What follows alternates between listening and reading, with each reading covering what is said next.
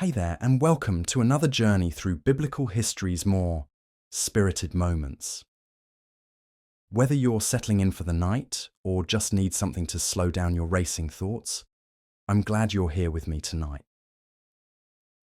Before we begin, I'd love to know where in the world you're tuning in from and what time it is as you listen. There's something oddly comforting about knowing we're all drifting through these ancient stories together, scattered across time zones, but connected by curiosity. If this kind of gentle historical storytelling helps you unwind, feel free to subscribe, but only if it genuinely brings you peace. Now let's ease into tonight's exploration together. Dim those lights, maybe grab a warm drink, and let's discover what it was really like to get absolutely wasted in biblical times. You know, we live in an age of precision when it comes to getting drunk. We've got four locos that hit like a freight train of artificial flavors and enough caffeine to keep you awake while your liver processes regret. We've got Tito's vodka, clean and smooth, distilled to mathematical perfection. There's Casamigos tequila, aged in oak barrels with the kind of quality control that would make ancient brewers weep with envy. We measure alcohol by volume. We have breathalyzers. We know exactly how drunk we are at any given moment. But imagine, if you will, a world where getting wasted was less science and more divine intervention, where your wine might be cut with seawater, honey, or frankly, whatever the merchant had lying around, where the line between pleasantly buzzed and speaking in tongues was determined not by blood alcohol content, but by whether the gods were feeling generous that particular evening. Welcome to biblical times, where drinking wasn't just a social activity, it was a theological experience, a medical necessity, and quite possibly the only thing standing between you and death by dysentery. This wasn't the world of craft breweries and mixology. This was a time when water could literally kill you, when wine was safer than milk, and when getting drunk wasn't just accepted, it was practically a religious duty. Tonight, we're going to explore what it was really like to tie one on when Jesus was turning water into wine, when Noah was supposedly the world's first vintner, and when the phrase, drink responsibly, hadn't been invented because responsibility itself was a fairly flexible concept.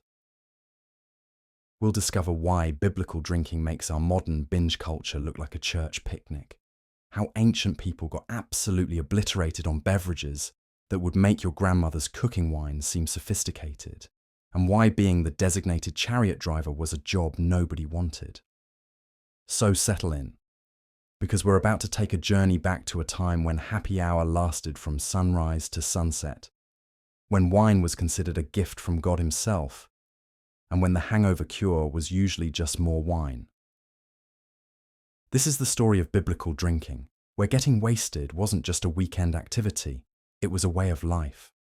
In the ancient Near East, drinking wasn't recreational, it was survival. Water sources were contaminated, milk spoiled quickly in the heat, and fruit juices fermented almost immediately. So when you woke up in biblical times and felt like having a drink, you weren't making a lifestyle choice, you were making a life or death decision.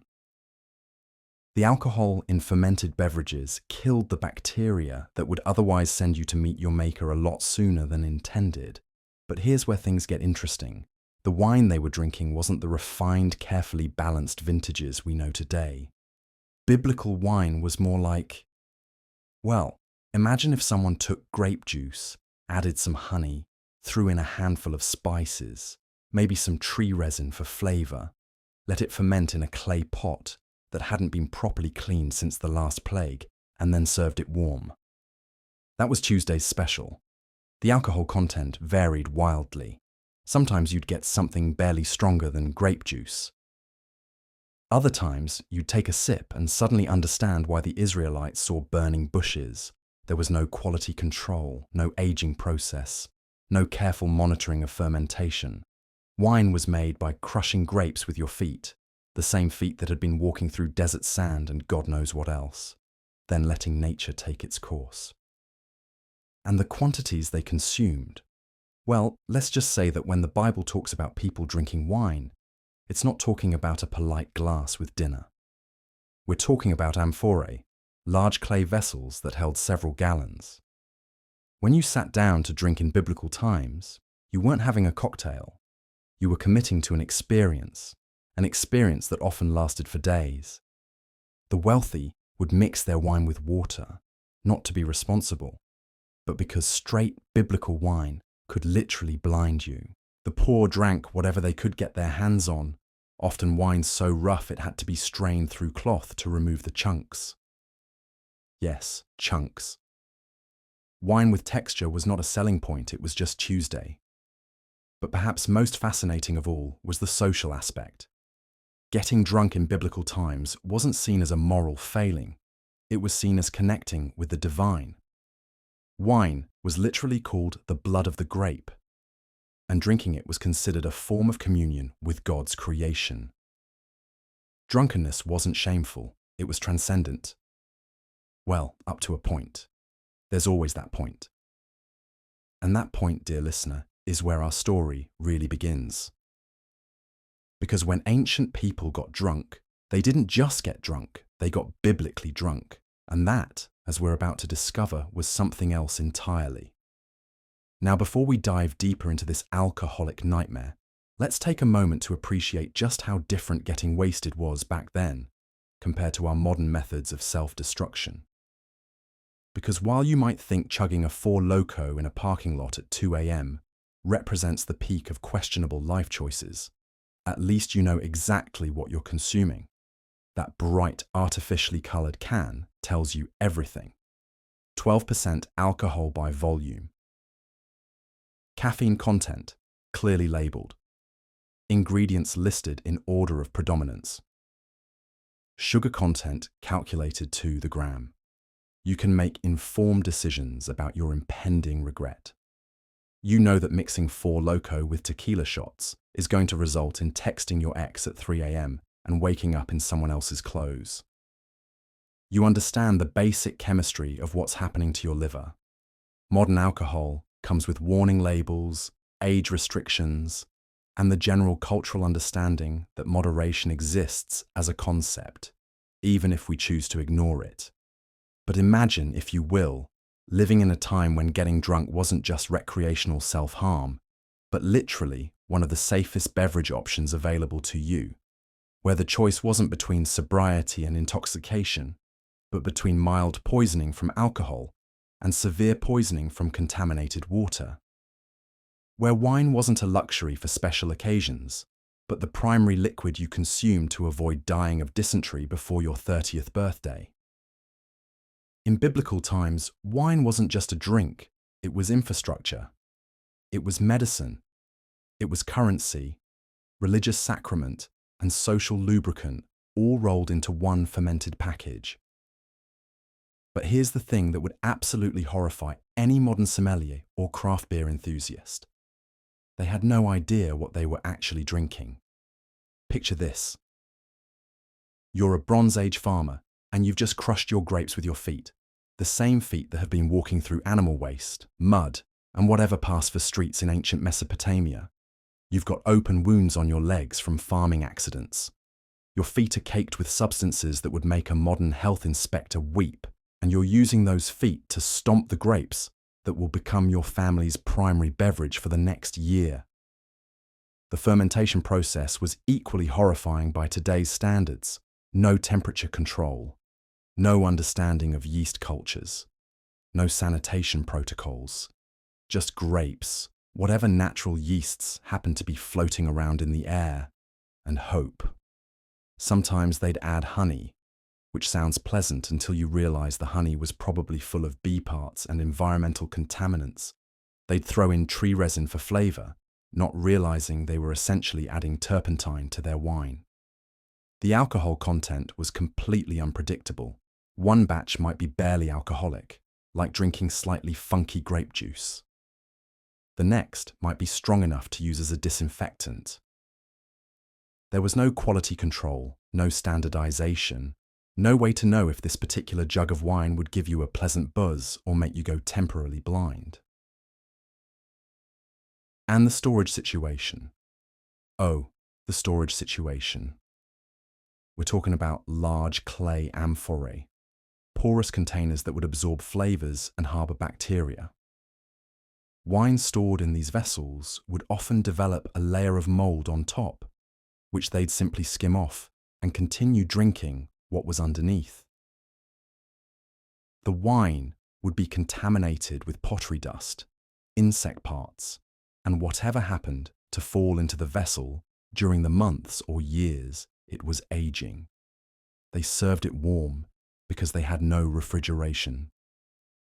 Imagine drinking room temperature wine that's been sitting in a clay pot for 6 months, mixed with whatever sediment had settled to the bottom, flavored with tree resin, and possibly some accidental ingredients like dead flies or mouse droppings.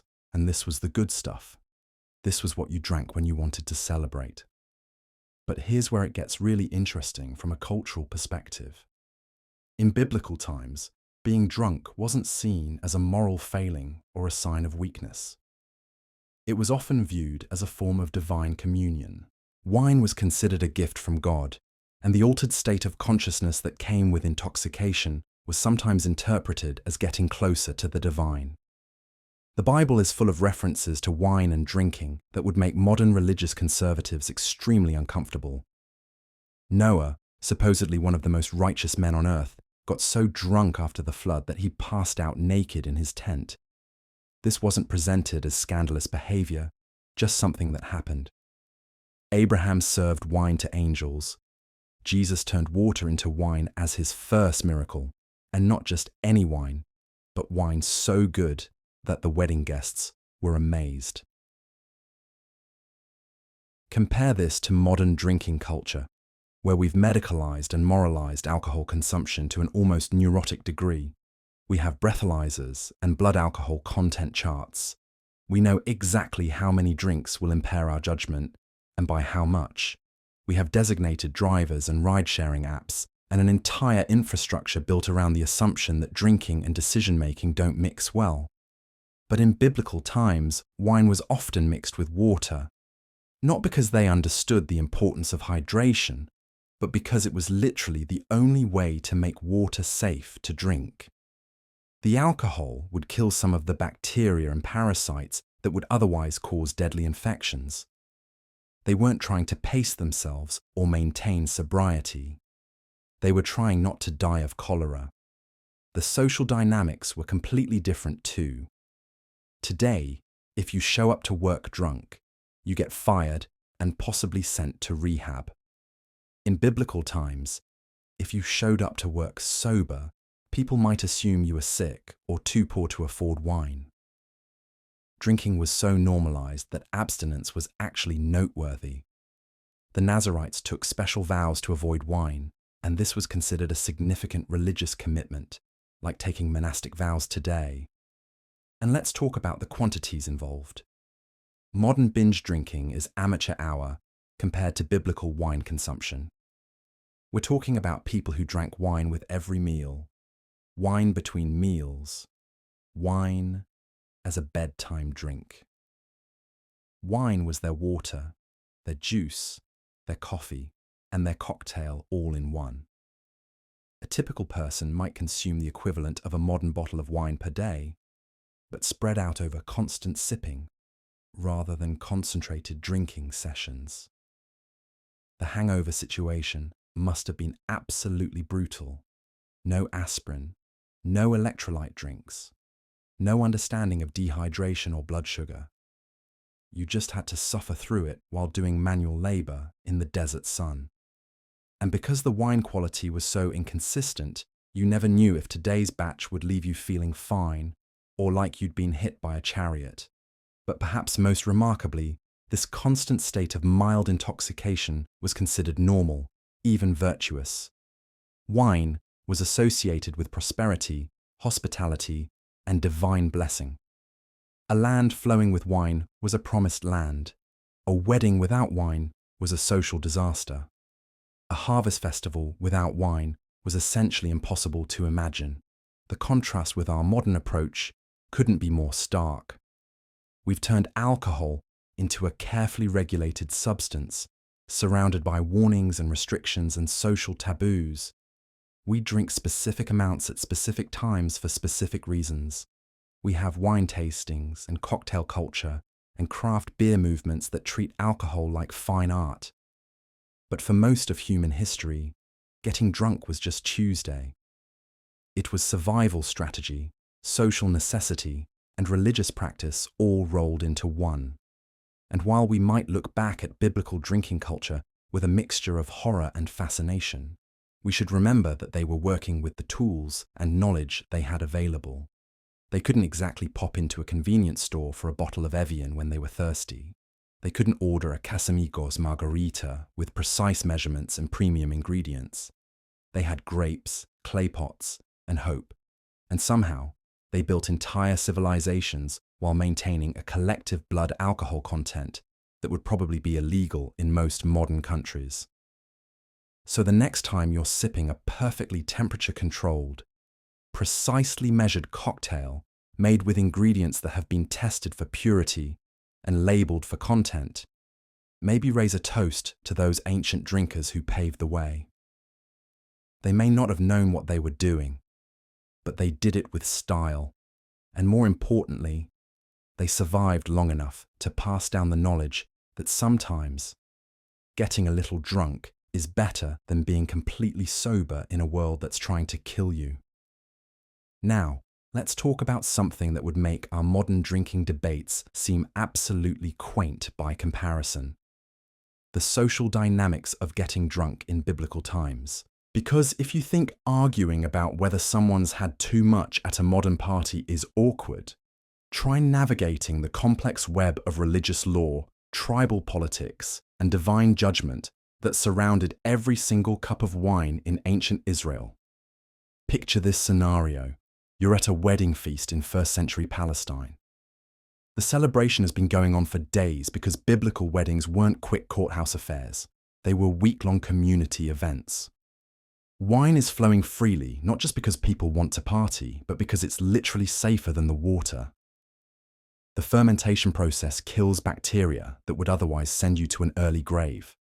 So everyone drinks wine, from children to grandparents, because the alternative might be dysentery. But here's where things get complicated in ways that would make modern social etiquette look simple. Every cup of wine you drink is being evaluated through multiple lenses simultaneously. Is this honoring God by celebrating his gifts? Is this excessive and therefore sinful? Are you drinking enough to show proper respect for your host? Are you drinking so much that you're bringing shame on your family? And most importantly, are you drinking in a way that maintains the delicate social hierarchy that keeps this entire community from falling apart? See, biblical drinking wasn't just about personal choice. It was about community cohesion, religious observance, and social order, all rolled into one fermented package. When the Bible talks about wine gladdening the heart of man, it's not just describing a pleasant buzz. It's acknowledging that alcohol served a crucial social function in societies where life was brutal, uncertain, and often tragically short. Getting drunk together was how communities bonded, how grief was processed, how joy was shared, and how the terrible weight of existence was made temporarily bearable. Compare that to our modern approach, where we have Casamigos tequila marketed as a luxury lifestyle choice, Tito's vodka positioned as craft authenticity, and Four Locos designed specifically to get college students as intoxicated as possible, as quickly as possible. We've turned drinking into a consumer product, carefully branded and marketed to specific demographics. We drink alone in our apartments while scrolling through phones, or we binge drink at bars designed to maximize alcohol consumption and minimize human connection. Biblical drinking was communal, ritualistic, and deeply embedded in religious and social meaning. Modern drinking is often isolating, commercial, and stripped of any deeper significance beyond personal pleasure or escapism. When someone got drunk at a biblical feast, they were participating in an ancient tradition of community celebration that connected them to their ancestors, their neighbors, and their understanding of divine blessing. When someone gets drunk on Four Locos in a college dorm room, they're participating in a marketing campaign designed to extract money from their wallet while delivering maximum intoxication with minimum regard for their well-being. But here's what's really fascinating about biblical drinking culture. The wine they were consuming was fundamentally different from what we drink today. Modern wine typically ranges from about 12 to 15% alcohol content, thanks to centuries of refinement in fermentation techniques and grape cultivation. Biblical wine was often much weaker, sometimes as low as 3 to 6% alcohol, because the technology simply wasn't there to create stronger drinks reliably. This means that getting truly wasted in biblical times required a completely different approach. You couldn't just slam a few shots of high-proof liquor and call it a night. Getting drunk was a marathon, not a sprint. It required sustained consumption over hours or even days, which meant that the social rituals around drinking had time to develop and unfold. There was space for conversation, for storytelling, for the gradual building of community bonds that happens when people share food and drink over extended periods. Contrast that with modern drinking culture, where we can go from sober to completely intoxicated in under an hour with the right combination of high-proof spirits and energy drinks. 4.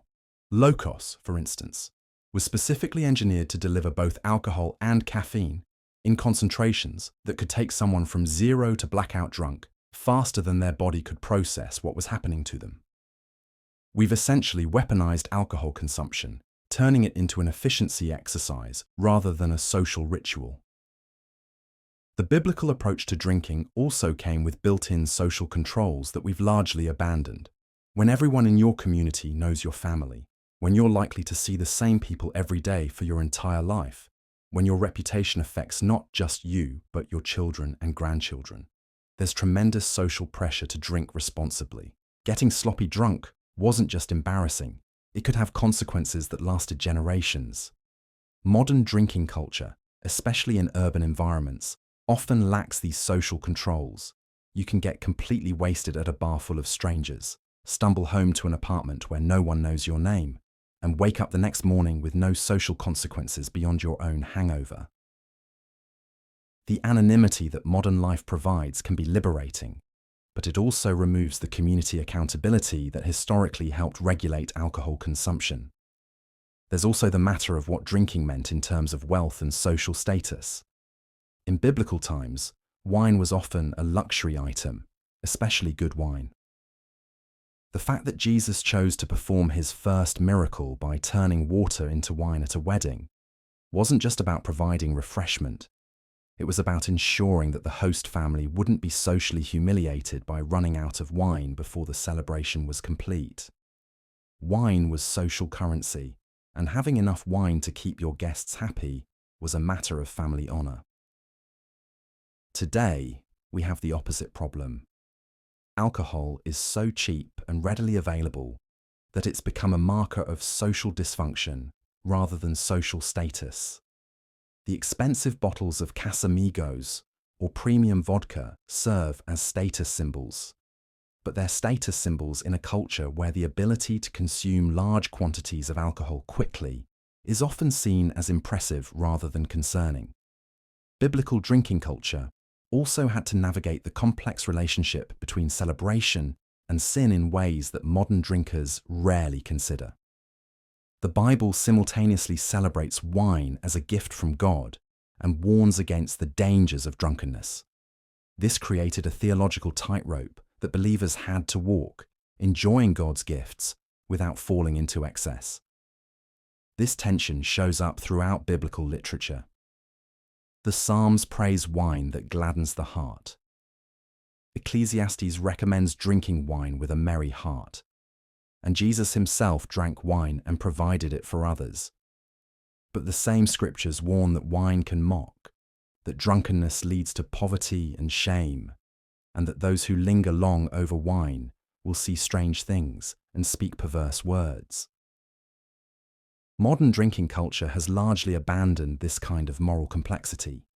We either treat alcohol as completely acceptable recreational consumption, or we approach it with the black and white thinking of addiction recovery programs. We've lost the nuanced biblical understanding that alcohol can be both blessing and curse, sometimes simultaneously. The physical realities of getting drunk in biblical times were also dramatically different from today. Without modern medicine, a night of heavy drinking could easily turn deadly. There were no emergency rooms to pump stomachs, no IV fluids to treat dehydration, no understanding of alcohol poisoning or how to treat it. Getting drunk was quite literally a life or death proposition in ways that modern drinkers, protected by medical safety nets, rarely have to consider. This medical vulnerability meant that biblical drinking culture had to develop a sophisticated understanding of alcohol's effects through pure trial and error, often with fatal consequences for those who guessed wrong. The biblical warnings about drunkenness weren't just moral teachings, they were survival information passed down through generations of hard-won experience. And perhaps most importantly, biblical drinking took place in a world where the supernatural was considered absolutely real and immediately present. Getting drunk wasn't just about altered consciousness, it was about potentially opening yourself up to spiritual influences, both good and evil. The loss of self-control that comes with intoxication was seen as spiritually dangerous in ways that our secular culture doesn't even consider. This spiritual dimension of drinking created additional layers of meaning and concern that modern drinkers rarely encounter. When you believe that demons are real and looking for opportunities to influence human behavior, drinking to the point of losing control becomes not just physically risky, but spiritually perilous. So when we compare getting wasted in biblical times versus today, we're not just looking at different drinking technologies or social customs, we're looking at completely different worldviews about what alcohol is, what it does, and what it means to consume it. Biblical drinking was embedded in community, regulated by social pressure, limited by technology, and freighted with spiritual significance. Modern drinking is often individual, commercially driven, technologically enhanced, and spiritually empty. Both approaches have their dangers and their benefits, but understanding the difference helps us see just how much our relationship with alcohol has changed, and perhaps what we might have lost in the transition from ancient wine culture to modern drinking culture. Now let's examine what happens when divine favor turns into something far more dangerous. Because in biblical times, the line between blessing and burden was thinner than papyrus, and sometimes the greatest gift from heaven was also the greatest curse on earth. Consider the peculiar case of Noah.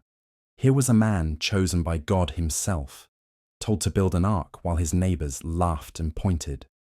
For months, maybe years, Noah hammered and sawed and pitched, explaining to anyone who'd listen that a flood was coming.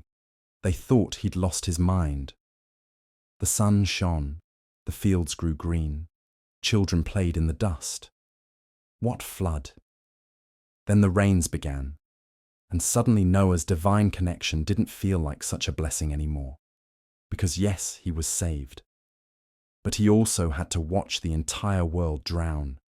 Every face he'd known, every voice he'd heard calling him crazy, every child who'd run past his construction site, all of them gone beneath the waves. Divine favor had made him both the most blessed and most traumatized man alive. In our modern world, we might receive a concerning medical diagnosis or lose a job and feel sorry for ourselves. In biblical times, receiving a direct message from the Almighty was often the beginning of your troubles, not the end of them. Moses discovered this when God spoke to him from a burning bush. What seemed like the ultimate spiritual experience quickly became a lifetime of managing the world's most difficult congregation. 40 years in the desert, dealing with complaints about the food, arguments about leadership, and people who kept wanting to worship golden calves.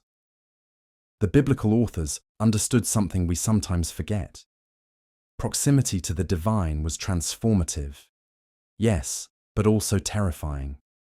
When Isaiah saw the Lord in the temple, his first reaction wasn't joy or peace. It was, "Woe is me, I am lost." Because standing before perfect holiness makes you acutely aware of your own imperfections. Even being chosen as the mother of the Messiah came with complications that would challenge any modern support system. Mary received the most honored role in human history, but she also had to explain an impossible pregnancy to her fiancé, give birth in a stable, flee to Egypt as refugees, and eventually watch her son die as a criminal. Divine favor, biblical style. The prophets had it particularly rough. Jeremiah was called the weeping prophet, not because he was overly emotional, but because God kept giving him messages that no one wanted to hear. He spent decades telling people their city would be destroyed, their temple leveled, their nation scattered. Not exactly the kind of ministry that fills collection plates or builds megachurches. When he tried to stop prophesying, he said the word of God was like fire shut up in his bones. Divine compulsion is rarely comfortable, and then there's Job, whose story reads like a cosmic bet gone wrong. God allowed Satan to test Job's faith by taking away his wealth, his children, his health, and his reputation.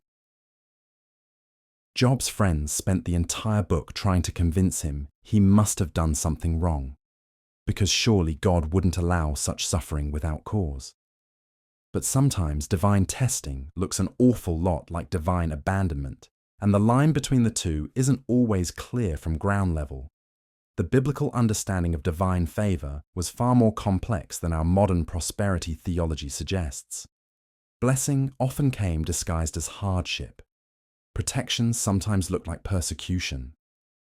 God's people were chosen, yes, but chosen for service, for testing, for transformation that was rarely gentle. David discovered this when Samuel anointed him as the future king of Israel. That anointing didn't lead to immediate coronation. Instead, it led to years of running from Saul, hiding in caves, living as an outlaw. Divine appointment came with a target on his back. Even Jesus, the ultimate example of divine favor, didn't live a life of ease and comfort. Born in poverty, raised in an occupied land, misunderstood by his family, betrayed by his friends, and executed by the state. If that's what divine favor looked like for the Son of God, what should the rest of us expect? The biblical authors never promised that following God would be easy or comfortable. They promised it would be meaningful, transformative, and ultimately worthwhile. But the path between here and eternity was often rough, sometimes dangerous, and always requiring more faith than seemed humanly possible. In biblical times, divine favor meant you mattered to God, but it also meant your life was no longer entirely your own. You became part of a larger story, a grander plan, a cosmic drama where your comfort was less important than your character and your happiness less significant than your holiness. So when we complain about the challenges of modern faith, about unanswered prayers or difficult circumstances, perhaps we should remember Noah building his ark while the sun was shining, Moses arguing with Pharaoh while his own people questioned his leadership, and Mary pondering all these things in her heart while the world around her couldn't understand what God was doing. Divine favor in biblical times wasn't about avoiding problems. It was about finding God in the middle of them and discovering that sometimes the greatest blessing is simply knowing you're not facing the storm alone. Now that the wine has soured and the dancing has stilled, let's delve into something that would make even the most jaded party guest reach for stronger drink. You see, while our modern dating disasters might leave us swiping left on humanity itself, imagine if your biggest romantic worry wasn't ghosting or bad pickup lines, but whether your beloved had been replaced by a shape-shifting demon or cursed to sprout snakes from their scalp. The ancient world of biblical times was a landscape where love itself was suspect. where passion could be divine punishment, and where the very act of desire might mark you as possessed by unclean spirits. We're talking about an era when a simple kiss could transmit not just affection, but actual plague, and where arranged marriages weren't just social custom, but survival strategy in a world teeming with supernatural threats. But here's where it gets particularly twisted. While we complain about the artificiality of modern dating apps, at least our Four Locos and Titos come with ingredients lists. Biblical era intoxication was a roll of the cosmic dice involving fermented beverages that might contain anything from hallucinogenic herbs to actual demonic influence. Your Casamigos might give you a hangover, but ancient wine could leave you speaking in tongues or cursing your firstborn. The problem wasn't just that romance was dangerous. It was that the very concept of romantic love, as we understand it, was viewed as a form of spiritual sickness. Where we see chemistry, they saw demonic chemistry. Where we see attraction, they saw temptation designed to lead souls astray from divine purpose. Consider the plight of young lovers in biblical society. Today's couples might worry about meeting each other's parents. Ancient couples had to worry about whether their families would interpret their affection as evidence of possession by lust demons. The Song of Solomon might seem romantic to modern readers, but to many ancient interpreters, it was either divine allegory or dangerous heresy, never simple human passion. The supernatural framework that governed relationships was relentless and unforgiving. Every romantic gesture had to be weighed against possible spiritual contamination. A man bringing flowers to his beloved might be accused of practicing love magic. A woman showing too much enthusiasm for her suitor could find herself subjected to exorcism rituals designed to drive out the demons of desire. Even the act of marriage itself was fraught with spiritual peril. Wedding ceremonies weren't just social contracts, but elaborate protective rituals designed to ward off the evil spirits that were believed to be particularly active during times of joy and union. The marriage bed was surrounded by prayers, incense, and holy symbols, not for blessing, but for protection against the dark forces that fed on human happiness. And unlike our modern world, where relationship problems can be addressed through counseling or communication, ancient couples faced the constant threat that their marital difficulties might be attributed to supernatural interference. A husband who lost interest in his wife might be suspected of being under a spell. A wife who couldn't conceive might be accused of being cursed by God or cursed by rival women practicing dark arts. The very foundations of romantic attraction, the physical and emotional connections that draw people together, were viewed through a lens of suspicion and fear that would make our most paranoid dating anxieties seem quaint by comparison. Because in the ancient world, love wasn't just complicated, it was potentially damned. Love in biblical times was not a private affair whispered between two hearts in the moonlight. No, it was a public transaction, a community investment, a divine mandate wrapped in ceremony and sealed with livestock. While we today swipe through dating apps clutching our Casamigos cocktails, the ancients navigated romance through a labyrinth of family negotiations, divine interventions, and social contracts that would make modern prenups look like grocery lists. Consider the marriage of Isaac and Rebekah, a love story that began not with stolen glances across a crowded marketplace, but with a servant, 10 camels, and a very specific prayer by a well. Abraham's servant travelled hundreds of miles with a caravan of gifts, seeking a wife for Isaac based on a single criterion. Would she offer water to both him and his camels? When Rebekah appeared, drawing water and offering hospitality, the transaction was essentially complete. No courtship period, no getting to know each other's quirks, no discovering whether she snored or he left his sandals everywhere.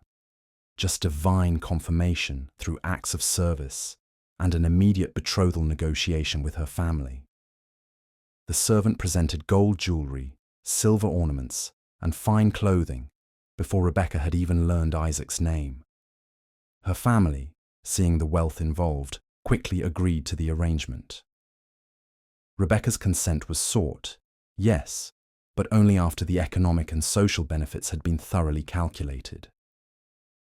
When she said, "I will go," she was committing to a life with a complete stranger based on little more than his family's reputation and apparent prosperity. This was romance in biblical times, strategic, communal, and divinely orchestrated. Love, if it came at all, was expected to grow after marriage, not before it. The text tells us that Isaac loved Rebekah, but this affection is mentioned only after their wedding, after she had comforted him following his mother Sarah's death. Love was the hoped-for byproduct of a successful arrangement, not its foundation. Compare this to our modern dating rituals, where we can spend months getting to know someone through carefully curated social media profiles, where we analyze text response times and debate the meaning of emoji choices. We have the luxury of compatibility testing, of shared interests, of emotional connection before commitment. We can walk away from relationships that don't fulfill us, can prioritize personal happiness over family expectations. But biblical marriages carried the weight of entire family lineages, tribal alliances, and divine covenants. When Jacob fell in love with Rachel, he couldn't simply ask her out for coffee. He had to negotiate with her father Laban, agree to 7 years of labor as a bride price, and even then was tricked into marrying her older sister Leah first. His love for Rachel, beautiful and genuine as it was, required another 7 years of service, 14 years of his life dedicated to earning the right to marry the woman he loved. The bride price system that governed these arrangements was complex and crucial. It wasn't simply buying a wife, as some modern interpretations suggest, but rather a form of economic security for the woman and her family. The groom's family transferred wealth to the bride's family, demonstrating their ability to provide for her and compensating her parents for the loss of her labor and childbearing potential. These negotiations could be extensive and creative. When David wanted to marry Saul's daughter Michal, he couldn't offer traditional wealth because he was still a young warrior of modest means. Instead, Saul demanded a bride price of 100 Philistine foreskins, essentially asking David to risk his life in battle as payment for his daughter. David, being David, delivered 200 foreskins, perhaps the most aggressively overachieving gesture in biblical romance. The wedding celebrations themselves were community affairs lasting days or even weeks, nothing like our modern ceremonies where guests complain if the reception goes past midnight. Biblical weddings were festivals that involved entire villages with elaborate feasts, music, dancing, and storytelling that could continue for 7 days. The community had invested in this union through their presence, their gifts, and their ongoing support, so they celebrated accordingly. But perhaps the most striking difference between biblical and modern love was the role of divine involvement. Marriages weren't just personal choices, but spiritual callings. The story of Hosea and Gomer illustrates this dramatically. God specifically commanded Hosea to marry a prostitute as a living metaphor for Israel's unfaithfulness. Imagine explaining that divine directive on a modern dating profile. Even seemingly romantic gestures carried deeper spiritual significance. When Boaz spread his cloak over Ruth, it wasn't just a tender moment, but a formal declaration of protection and intent to marry according to Levirate law. When the Shulamite woman in Song of Songs spoke of being dark but lovely, she was navigating complex social hierarchies where a woman's value was often tied to her appearance and perceived purity. The very concept of romantic love as we understand it, that passionate, personal, all-consuming emotion that justifies major life decisions, was foreign to biblical culture. Love was certainly present and valued, but it was expected to be balanced with duty, wisdom, and community benefit. The idea that you might choose a spouse based primarily on emotional connection or that personal fulfillment in marriage was a worthy goal, would have seemed both selfish and impractical. This doesn't mean biblical marriages were loveless or that women were merely property, though the patriarchal structure certainly limited their agency. The text preserves beautiful examples of deep affection and partnership.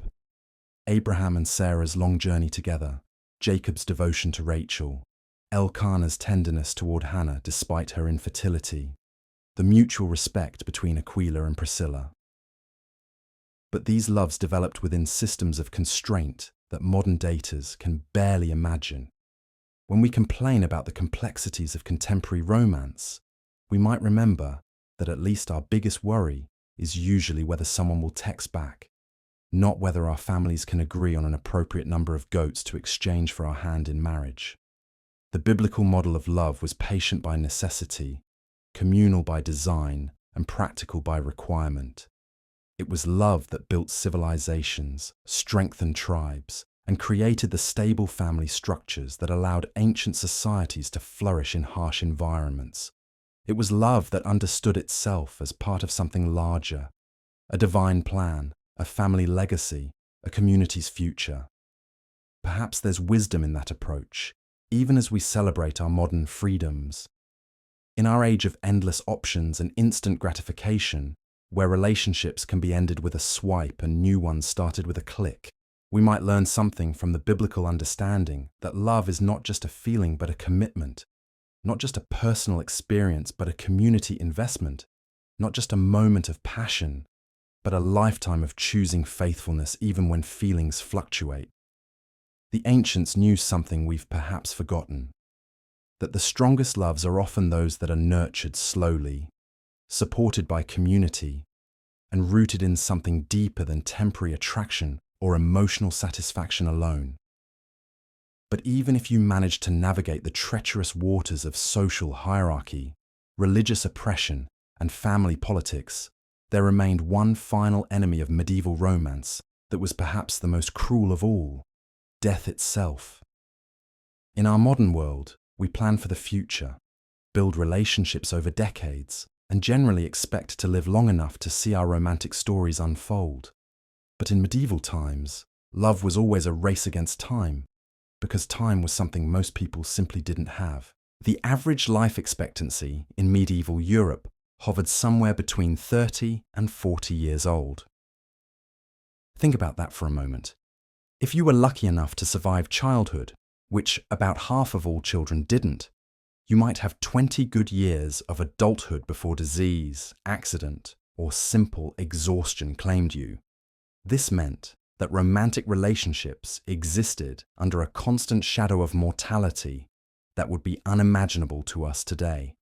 Consider the story of Eleanor and William, two young people who managed to find genuine love despite the constraints of their time. Eleanor was the daughter of a minor lord, and William was a knight in her father's service. Through stolen glances across the great hall and whispered conversations in the castle gardens, they developed the kind of deep emotional connection that medieval society rarely allowed. When William finally worked up the courage to ask for Eleanor's hand in marriage, her father surprisingly agreed. Perhaps he was moved by their obvious affection, or perhaps William had proven himself in battle. Either way, their wedding was one of the rare medieval marriages based on actual love rather than political convenience. For 2 brief, shining years, Eleanor and William experienced something approaching happiness. They had a small ceremony in the castle chapel, moved into modest quarters in the keep, and began building a life together. Eleanor became pregnant, and despite the terrifying mortality rates surrounding childbirth, she delivered a healthy son. For a moment, it seemed as though love might actually triumph over the harsh realities of medieval life. But then the plague came. Not the famous Black Death, which wouldn't arrive for another century, but one of the countless smaller epidemics that regularly swept through medieval communities like wildfire. Within a week, their infant son was dead. Within 2 weeks, William had succumbed as well, his body racked with fever and covered in the telltale marks of disease.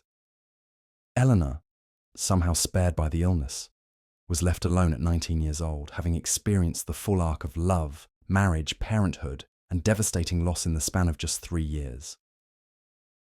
Her story was heartbreakingly common. Medieval records are filled with similar tales of couples torn apart by disease, accident, or violence just as their lives together were beginning. Young wives became widows before their 20th birthdays.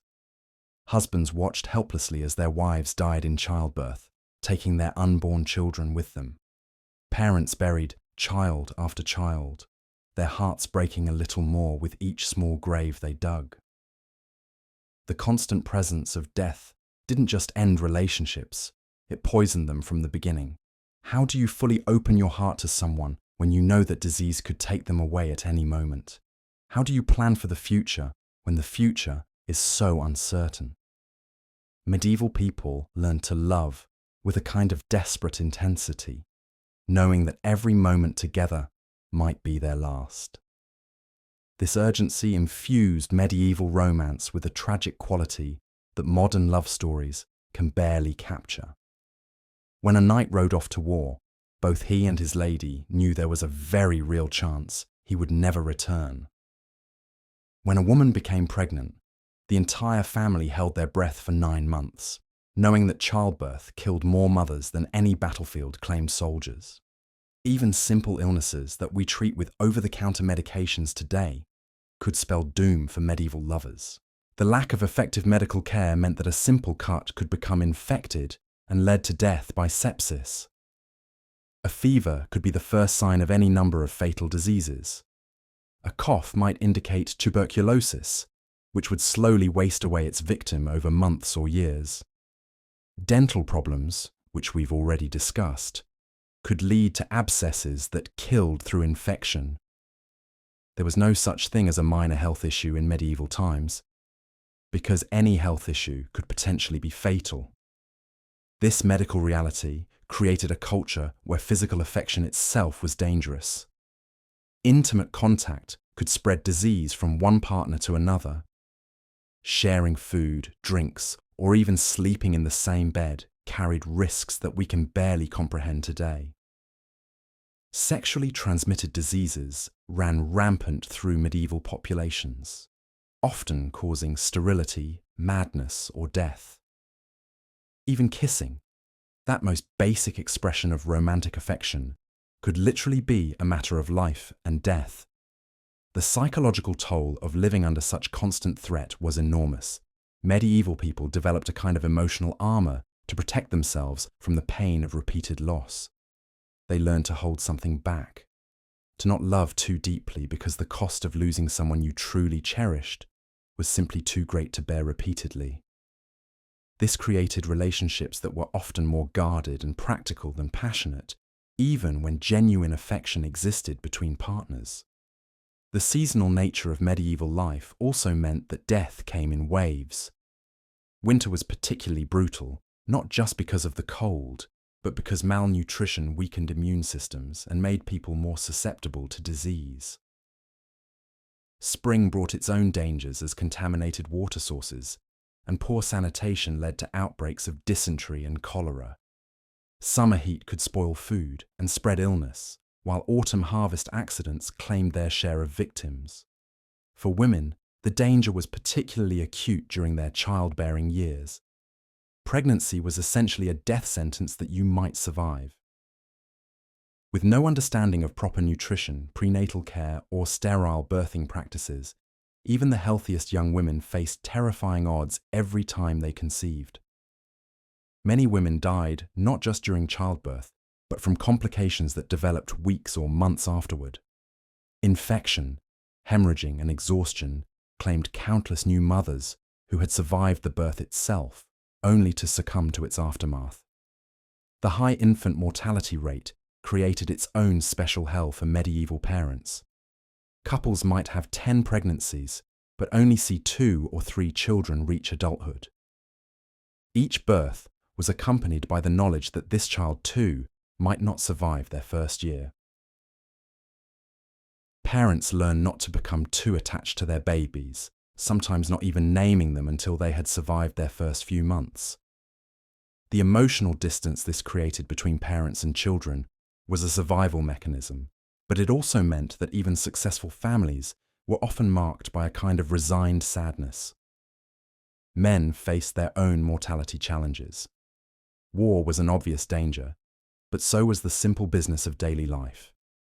Farming accidents, construction mishaps, and occupational hazards claimed countless lives. Blacksmiths died from burns and lung disease. Miners succumbed to cave-ins and toxic gases. Sailors drowned in storms or died from scurvy on long voyages. Even merchants and craftsmen faced dangers we can hardly imagine today, from contaminated materials to workplace violence. The legal system offered little protection for survivors. A widow might find herself cast out of her home if her husband died without proper arrangements for her support. Children could be left orphaned and homeless if both parents succumbed to disease. Extended families often couldn't or wouldn't take in relatives, particularly if they had their own survival to worry about. The death of a breadwinner could spell doom for an entire household, not just emotional devastation, but literal starvation and homelessness. This harsh reality shaped medieval attitudes toward love and marriage in profound ways. Romance was seen as a luxury that few could afford to indulge. Practical considerations always took precedence over emotional ones because survival depended on making smart decisions rather than following your heart. A young woman might genuinely prefer one suitor over another, but if the preferred suitor was sickly or seemed unlikely to live long, practical wisdom dictated choosing the healthier option. The uncertainty of life also created a culture where people lived much more intensely in the present moment. If you might die tomorrow, every day became precious. This could lead to passionate, almost desperate relationships where couples tried to cram a lifetime of love into whatever time they had together. Medieval poetry and literature is filled with this sense of urgency, this knowledge that love is beautiful but temporary, powerful but fragile. Religious teachings about the afterlife provided some comfort, but they also created additional anxiety about romantic relationships. The Church taught that earthly love was inferior to divine love, and that too much attachment to another person could interfere with one's relationship with God. This meant that even grieving for a dead spouse could be seen as spiritually dangerous. Widows and widowers were expected to accept their loss as God's will and move on quickly, often remarrying within months not for love but for practical necessity. The constant presence of death also created a market for various forms of protection and superstition. People wore amulets, carried blessed objects, and performed rituals designed to ward off illness and extend life. Love tokens between couples often included protective elements, prayers, or symbols meant to keep the beloved safe. While these practices provided psychological comfort, they also served as constant reminders of how precarious life really was. Perhaps most tragically, the brief nature of medieval life meant that many people never had the chance to experience mature, deep love. Relationships that might have grown into profound partnerships over decades were cut short just as they were beginning to develop. Young people who married as strangers and might have eventually grown to truly care for each other were separated by death before they could discover what they might have meant to each other. The survivors of these truncated relationships carried their grief with them into whatever came next, creating a society where almost everyone was marked by loss. Second and third marriages were common, not because people were fickle or unfaithful, but because death kept creating new widows and widowers who needed partners for survival. These subsequent relationships often carried the weight of previous losses, making it difficult to love freely again. As we consider this aspect of medieval dating, we see how the simple fact of human mortality transformed what should have been one of life's greatest joys into one of its greatest sources of anxiety. Love became not just an emotional risk, but a practical gamble. Every relationship was shadowed by the knowledge that it would likely end in heartbreak, and sooner rather than later. The medieval world was indeed a nightmare for those seeking love, not just because of social constraints or religious oppression, but because love itself was so often brief. In our modern world, we complain about relationships that don't work out, but at least we generally expect to survive them. Medieval people had to love knowing that survival itself was never guaranteed, for themselves or for those they cared about. This created a kind of tragic beauty in medieval romance, a poignancy that modern love stories struggle to capture, when love is precious because it's fragile, when every moment together might be the last. Even the simplest expressions of affection carry profound weight. The medieval world may have been harsh and unforgiving, but it also created a context where love, however brief, burned with an intensity that our longer, safer lives rarely match. But while the constant threat of death and divine retribution cast long shadows over medieval romantic life, perhaps nothing was more insidious than the way the church had weaponized guilt itself, turning the most natural human desires into spiritual landmines that could detonate at any moment.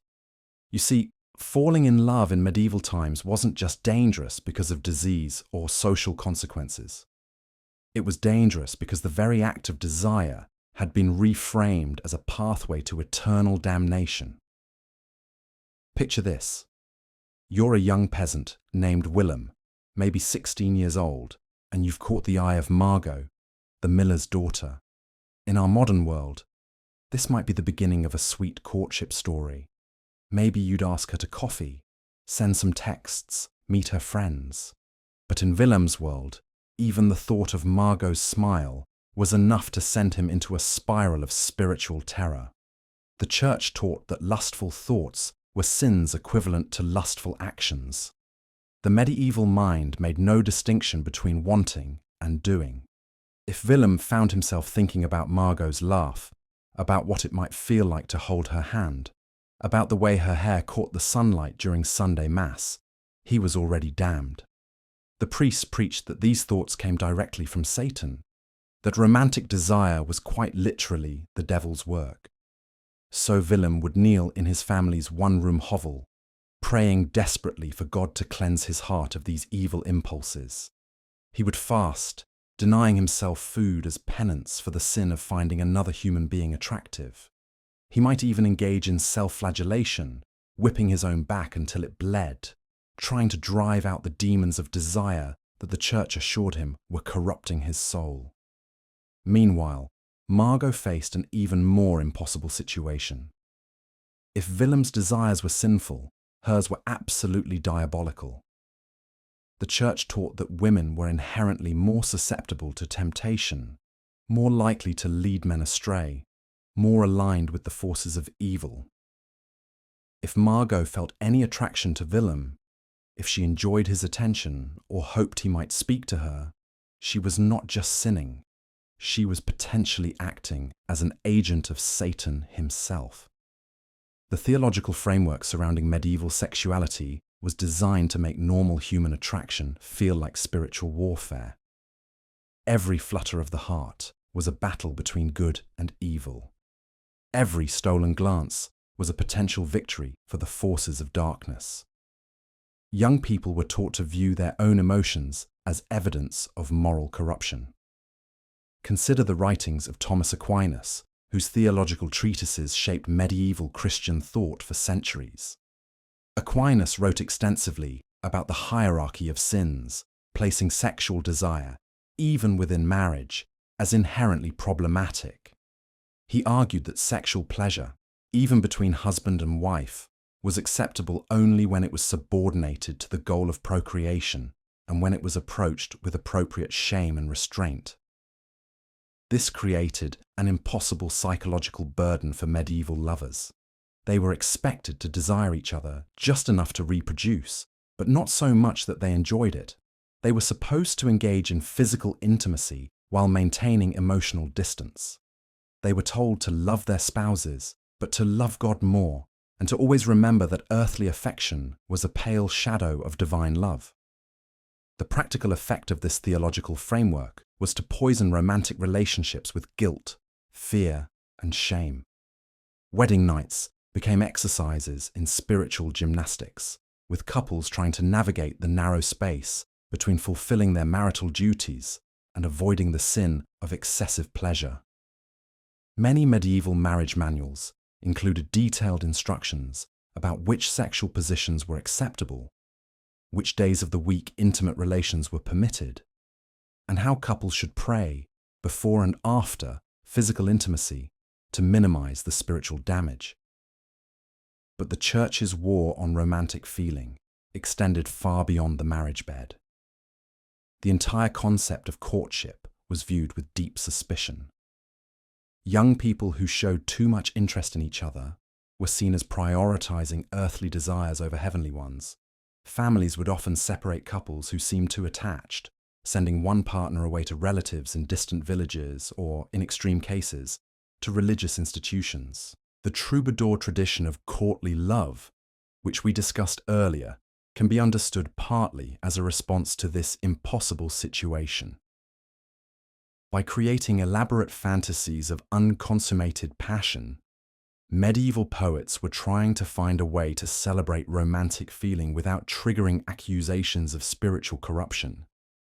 But even these sanitized, idealized versions of love were considered dangerous by church authorities, who saw any elevation of human affection as a potential threat to proper religious devotion. Women bore the heaviest burden of this spiritual surveillance. They were taught that their very existence was a source of temptation for men, that their bodies were instruments of Satan designed to lead righteous souls astray. A woman who was too beautiful, too charming, or too independent was automatically suspect. She might be accused of using supernatural powers to enchant men, or simply of failing to properly suppress her inherently sinful nature. The story of Marguerite Porete, whom we mentioned earlier, illustrates how dangerous it could be for women to speak openly about love, even divine love. Marguerite wrote passionate spiritual texts about her soul's relationship with God, using language that was sensual and mystical. But because she was a woman writing about love, even spiritual love, with too much knowledge and too much passion, she was accused of heresy and burned at the stake. This wasn't an isolated incident. Throughout medieval Europe, women who expressed romantic or spiritual passion too openly faced accusations of witchcraft, heresy, or moral corruption. The line between acceptable devotion and dangerous enthusiasm was drawn by male religious authorities who were deeply suspicious of female emotional expression. The psychological impact of living under this constant spiritual surveillance was devastating. Young people learned to distrust their own hearts, to view their deepest emotions as potential evidence of moral failure. They internalized a worldview that made healthy romantic attachment nearly impossible. Marriage, rather than being seen as a celebration of love, was viewed as a necessary evil, a concession to human weakness. The Church taught that celibacy was the highest spiritual state, that marriage was acceptable only for those too weak to achieve true holiness. This meant that even couples who genuinely cared for each other were made to feel that their relationship was somehow spiritually inferior. The seasonal rhythms of medieval religious life added another layer of complication to romantic relationships. The church calendar was filled with periods of fasting, penance, and abstinence. During Lent, Advent, and numerous other holy periods throughout the year, married couples were expected to abstain from physical intimacy. These restrictions could add up to more than half the year, turning marriage into a series of interruptions rather than a continuous bond. Even the language available for talking about love was constrained by religious doctrine. The vocabulary of romance was borrowed from religious devotion, but this created dangerous territory for anyone trying to express romantic feeling. To say you worshipped your beloved or that they were divine could be interpreted as blasphemy. To speak of being consumed by love might suggest that you were prioritizing earthly passion over heavenly devotion. The economic pressures of medieval life, which we've discussed extensively, were made worse by these spiritual constraints. Families couldn't simply arrange marriages based on practical considerations. They also had to ensure that the unions appeared spiritually appropriate. This meant that even arranged marriages required careful theological justification. Young people who tried to resist arranged marriages by claiming they felt called to religious life faced their own set of spiritual tests. Church authorities were suspicious of sudden religious vocations, particularly among young women who might be using religious devotion as a way to avoid unwanted marriages. Proving that your calling was genuine rather than convenient could require years of testing, spiritual examination, and often significant financial payments to religious institutions. The confession system added yet another layer of psychological pressure to medieval romance. Young people were required to confess their sins regularly to priests, including sins of thought and desire. This meant that private romantic feelings became public knowledge, at least to religious authorities. A priest might use this information to counsel families about their children's spiritual development, potentially interfering with courtship or marriage negotiations. The medieval understanding of sin was also cumulative. Each impure thought, each moment of excessive affection, each instance of physical pleasure added to a spiritual debt that could only be paid through penance, pilgrimage, or religious service. This created a psychological economy where love itself was costly, where every moment of happiness had to be balanced against spiritual consequences. For couples who did manage to find genuine affection within these constraints, the constant pressure to minimize and apologize for their feelings created a peculiar form of emotional suppression. They learned to love quietly, carefully, always ready to subordinate their relationship to religious demands. The medieval church's approach to sexuality and romance wasn't just oppressive, it was actively destructive to human psychological health.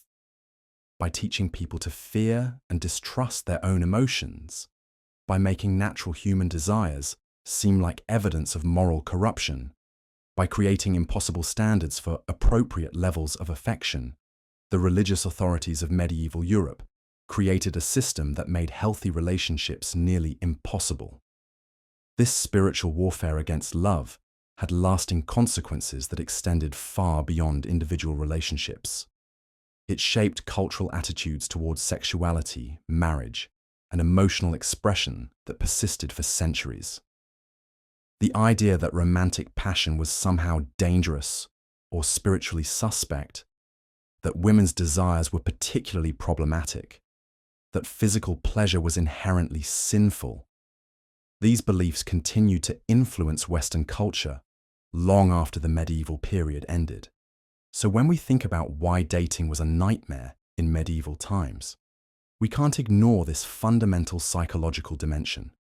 It wasn't just that courtship was dangerous because of disease, violence, or social restrictions.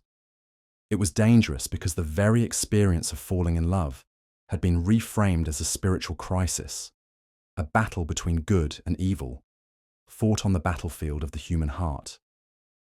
Young people like Willem and Margot weren't just navigating the practical challenges of medieval life.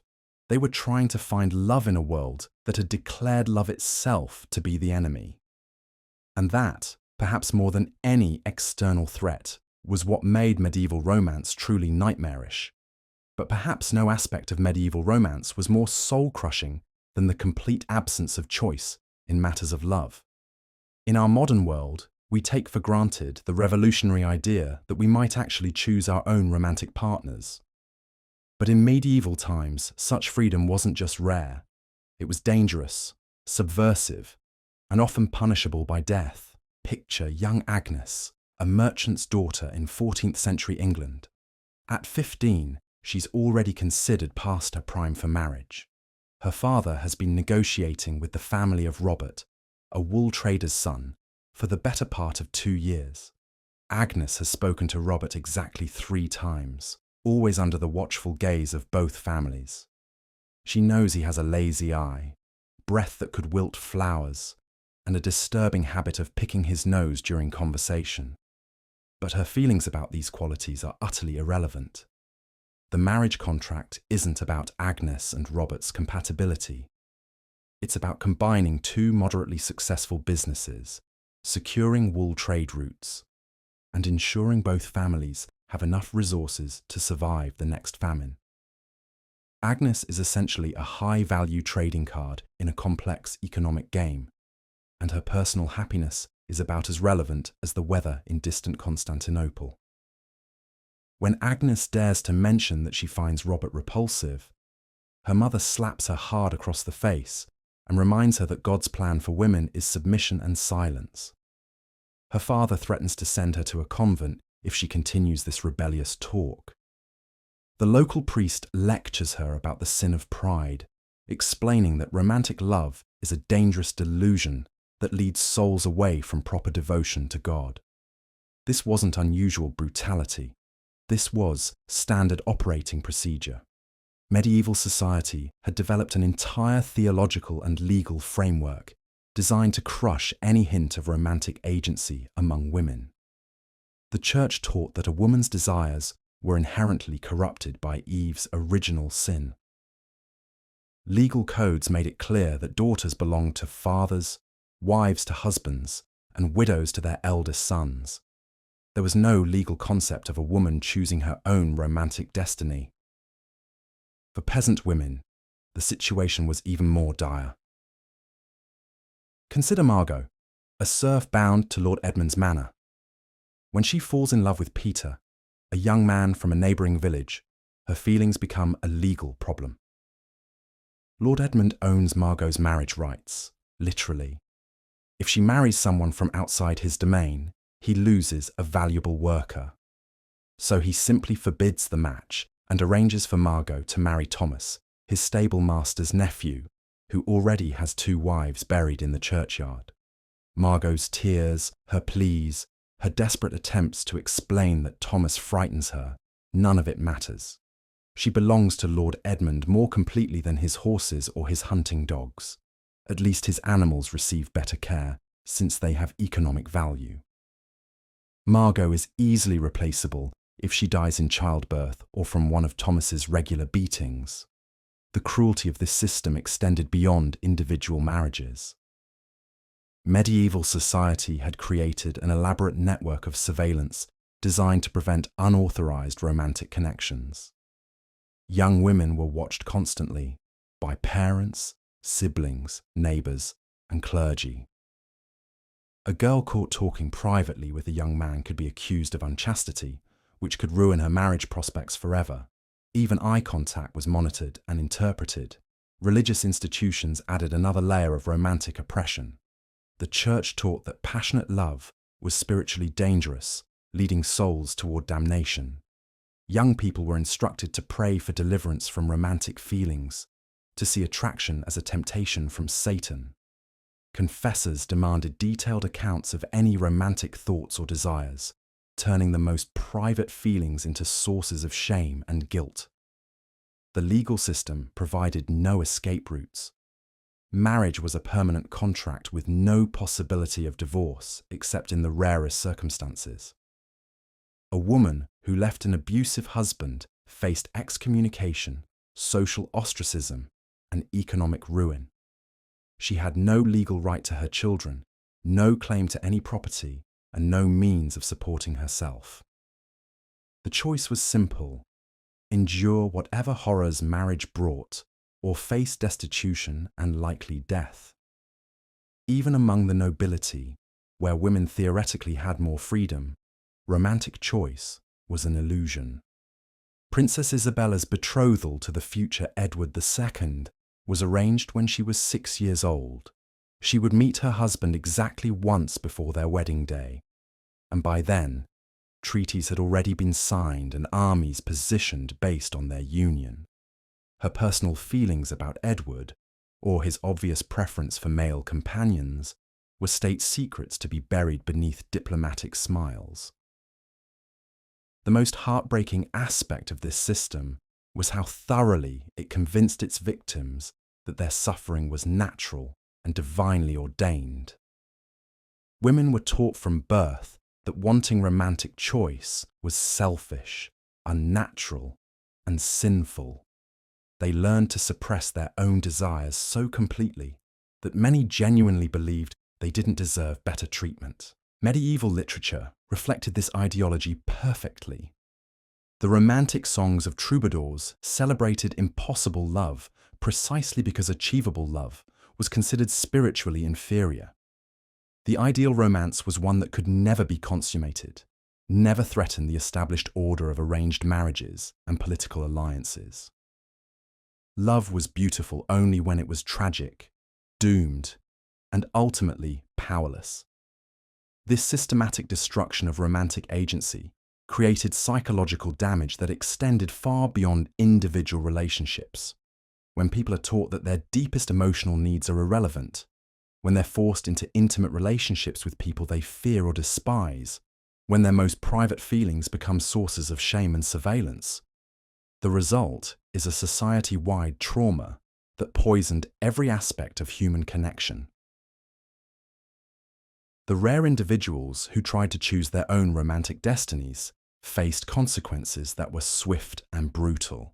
Abelard and Heloise, whose intellectual and romantic partnership became legendary, saw their love destroyed by violence and forced separation. Abelard was castrated by Heloise's family, and both were forced into religious life. Their passionate letters, exchanged across the walls of monasteries, became famous precisely because such love was so impossible to achieve. For most people, the choice was even starker. Accept whatever romantic fate others arranged for you, or face exile, violence, and death. There was no middle ground, no compromise, no gradual reform.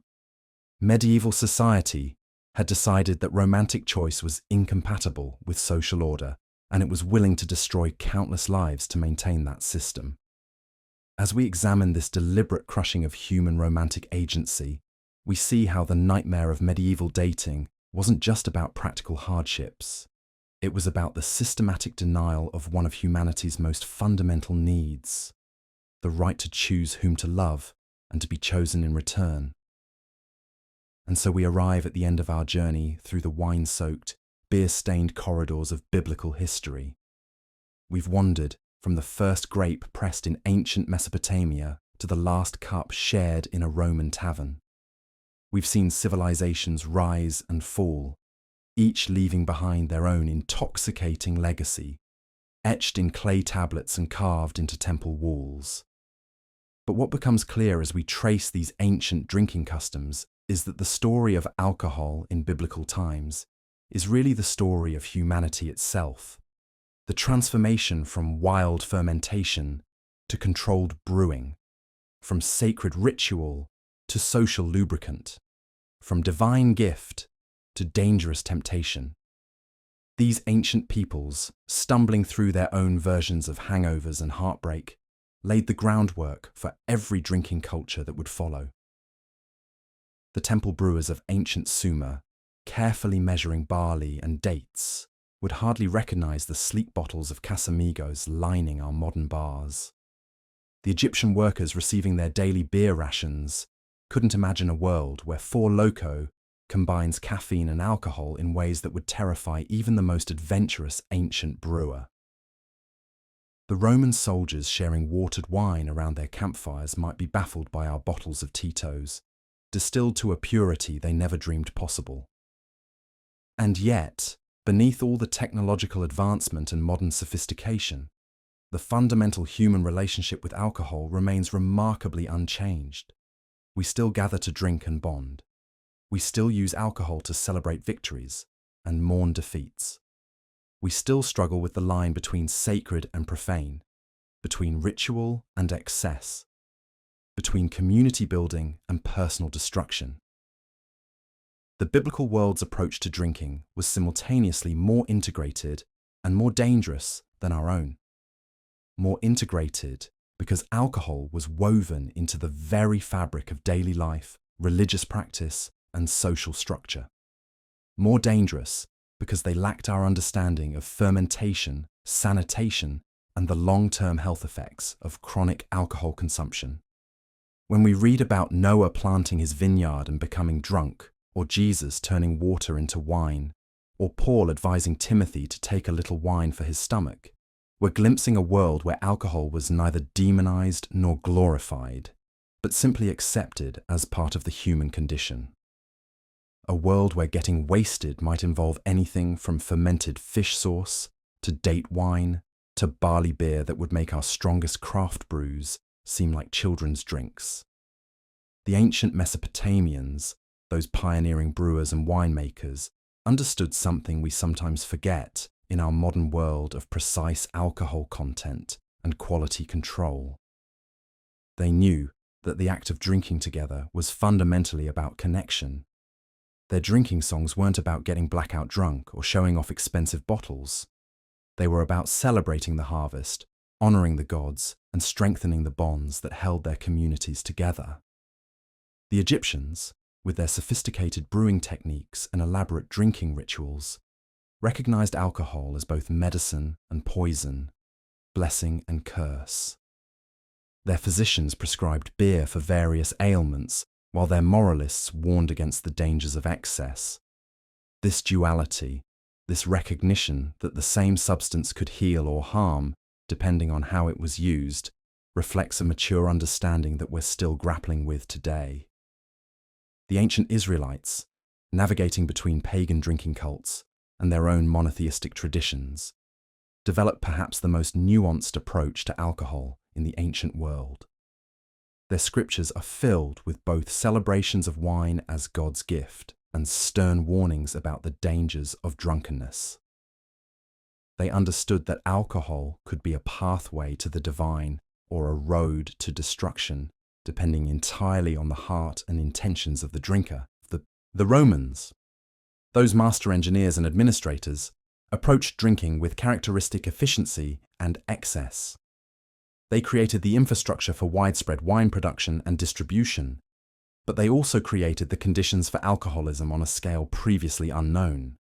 Their drinking parties were legendary for both their sophistication and their debauchery, reflecting the contradictions of an empire that valued both discipline and indulgence.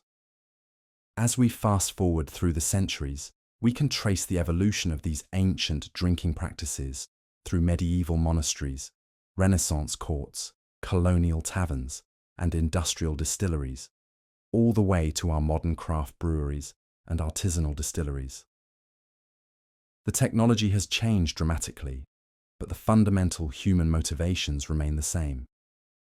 Today, when someone posts an Instagram photo of their Casamigos cocktail or their Four Loko fueled night out, they're participating in the same basic human ritual that has connected us for thousands of years. They're using alcohol to signal their identity, to bond with their community, and to temporarily escape the pressures of daily life. The vessels have changed from clay cups to glass bottles to aluminum cans, but the underlying human needs remain constant. The biblical world's approach to intoxication offers us some valuable lessons for our modern drinking culture. Their emphasis on communal drinking rather than solitary consumption created natural checks against alcoholism. Their integration of alcohol into religious and social rituals gave drinking a meaningful context beyond mere intoxication. Their understanding of alcohol as both gift and danger encouraged a more thoughtful, intentional relationship with drinking. Of course, we shouldn't romanticize the past. The biblical world also gave us some truly horrifying drinking practices, from human sacrifice at harvest festivals to the use of alcohol as a tool of oppression and exploitation. Their lack of understanding about fermentation and contamination led to countless deaths from tainted alcohol. Their acceptance of public drunkenness as normal behavior created social problems that would be unacceptable today. But there's something to be said for their integration of alcohol into the broader fabric of life, rather than treating it as either a forbidden vice or a recreational escape. The ancient Hebrew concept of wine as a symbol of God's blessing, the Egyptian understanding of beer as the staff of life, the Mesopotamian celebration of alcohol as a divine gift. These perspectives offer a more holistic, less conflicted relationship with drinking than our modern culture often provides. The biblical world teaches us that alcohol has always been with us, in one form or another. From the moment humans discovered fermentation, we've been using alcohol to mark important occasions, to bond with our communities, and to explore altered states of consciousness.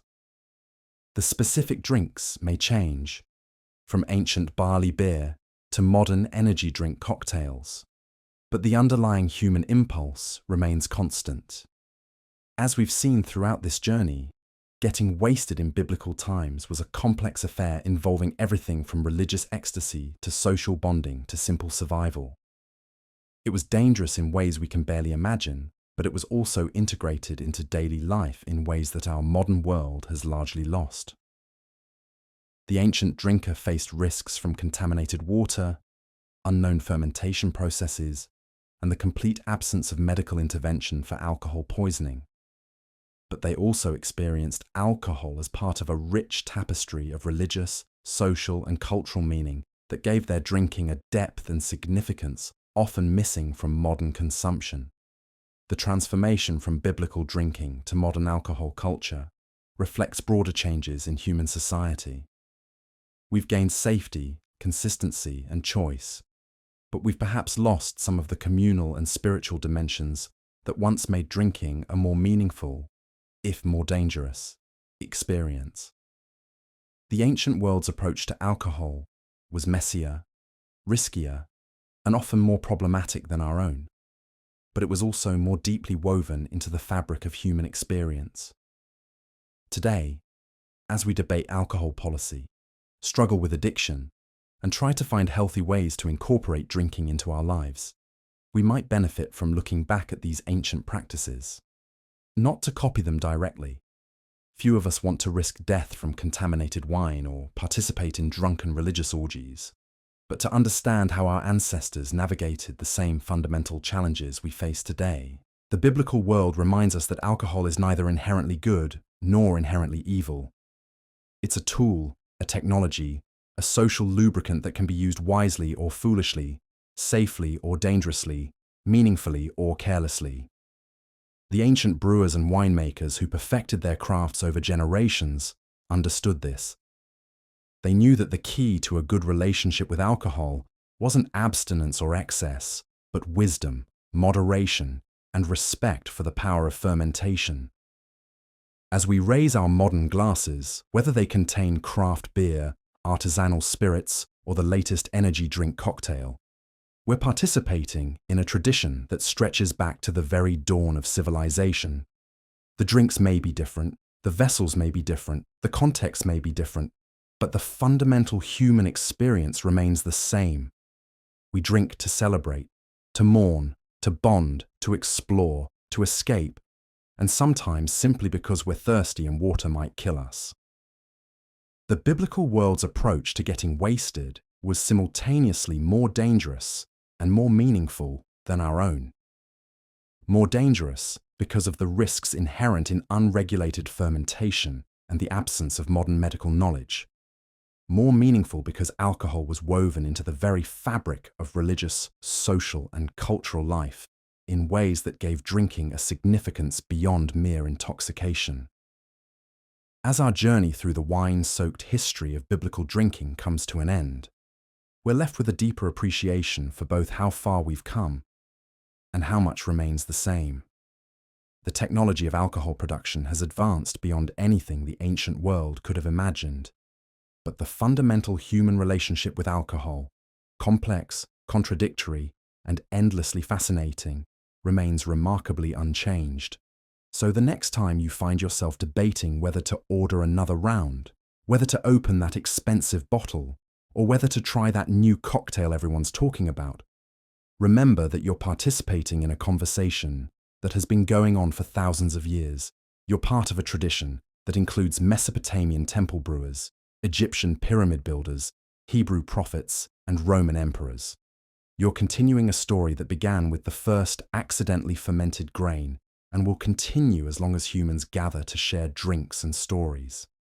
The biblical world may be gone, but its influence on our drinking culture lives on in every toast, every celebration, every gathering where alcohol brings people together. And perhaps that's the most important lesson we can learn from these ancient drinkers. That alcohol, at its best, is not about the drink itself, but about the connections it helps us forge, the moments it helps us mark, and the stories it helps us tell.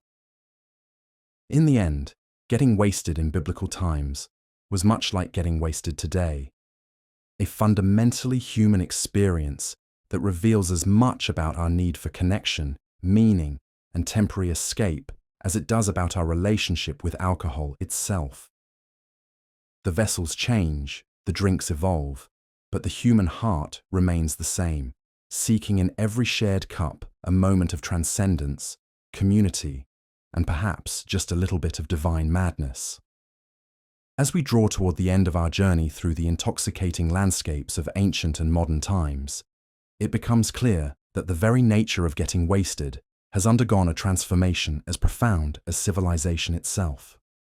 The Four Loko cans that glisten under fluorescent convenience store lights, the pristine Tito's bottles lined up like soldiers in our liquor cabinets, and the smooth Casamigos tequila that flows at our weekend gatherings represent something fundamentally different from the wine that Jesus turned water into at Cana, or the strong drink that Noah allegedly enjoyed a bit too much after his ark touched dry land.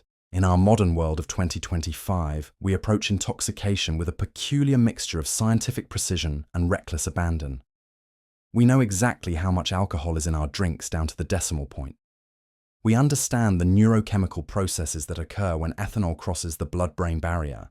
We have apps that calculate our blood alcohol content and rideshare services that whisk us home safely. Yet despite all this knowledge and convenience, or perhaps because of it, we often find ourselves drinking in isolation, scrolling through our phones while sipping craft cocktails in dimly lit bars, surrounded by strangers doing the same thing. The biblical drinker lived in a world where wine was simultaneously more dangerous and more meaningful.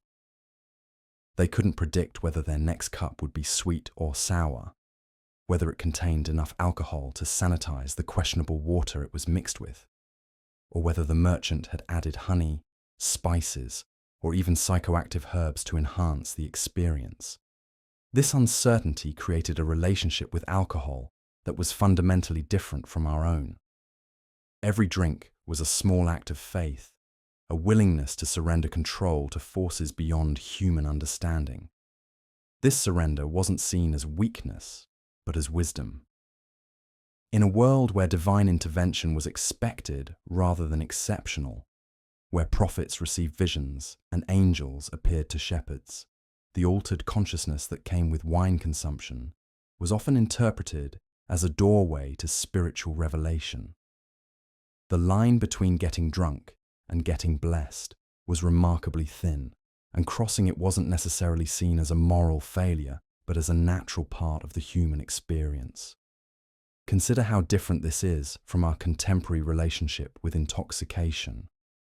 When we crack open a Four Loko, we know we're signing up for a very specific type of experience. The combination of alcohol and caffeine creates a predictable state of wired drunkenness that's been engineered for maximum effect. There's no mystery, no spiritual dimension, no community ritual.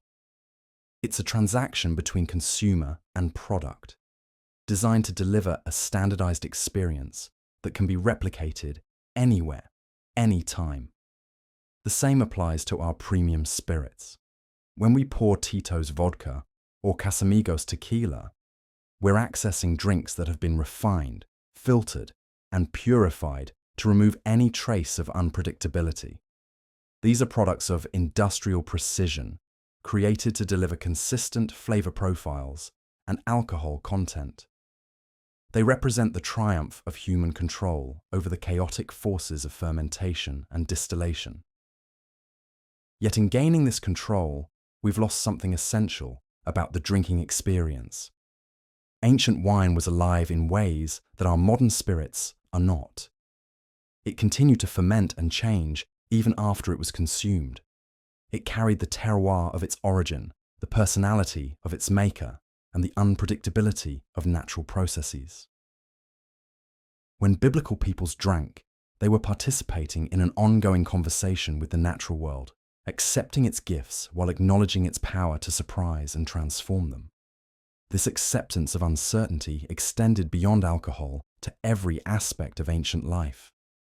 In a world where a minor cut could lead to death, where famine could strike without warning, where political upheaval could destroy entire communities overnight, the ability to surrender control wasn't just a spiritual practice, but a survival skill. Getting drunk wasn't an escape from reality, but a different way of engaging with it, one that acknowledged the limits of human knowledge and the importance of divine grace. The communal aspect of biblical drinking culture also stands in stark contrast to our modern individualistic approach. When ancient peoples gathered to drink, they weren't just consuming alcohol, but participating in complex social rituals that reinforced community bonds, honored their ancestors, and connected them to the divine. The wine they shared carried the weight of tradition, the blessing of the harvest, and the promise of continued abundance. Today's drinking culture, despite our technological connectivity, often leaves us feeling more isolated than ever. We can order premium spirits delivered to our door, mix perfect cocktails using smartphone apps, and even drink virtually with friends over video calls. Yet something essential is missing from these experiences. The sacred dimension of intoxication, the sense of participating in something larger than ourselves, has been largely lost. This isn't to romanticize the dangers of ancient drinking culture. The lack of quality control that made biblical wine spiritually meaningful also made it physically dangerous. The herbs and additives that enhanced its mystical properties could also be toxic. The social pressures that encouraged communal drinking could also lead to peer pressure and abuse. The spiritual framework that gave meaning to intoxication could also be used to justify excess and irresponsibility. But acknowledging these dangers shouldn't prevent us from recognizing what we've lost in our pursuit of safety and predictability. The sterile perfection of modern spirits, while protecting us from many physical risks, has also stripped away much of the mystery and meaning that once made drinking a transformative experience rather than merely a recreational one. Perhaps the most profound difference between ancient and modern drinking culture lies in their relationship to mortality. Biblical peoples drank with the constant awareness that life was fragile and uncertain. This awareness didn't make them more reckless, but more intentional. They understood that every gathering, every celebration, every moment of joy was precious because it might be their last. This gave their drinking a weight and significance that our modern culture, with its illusion of endless tomorrows, often lacks. When we examine the stories of biblical feasts and celebrations, we see people who understood that alcohol was a gift to be treasured rather than a commodity to be consumed.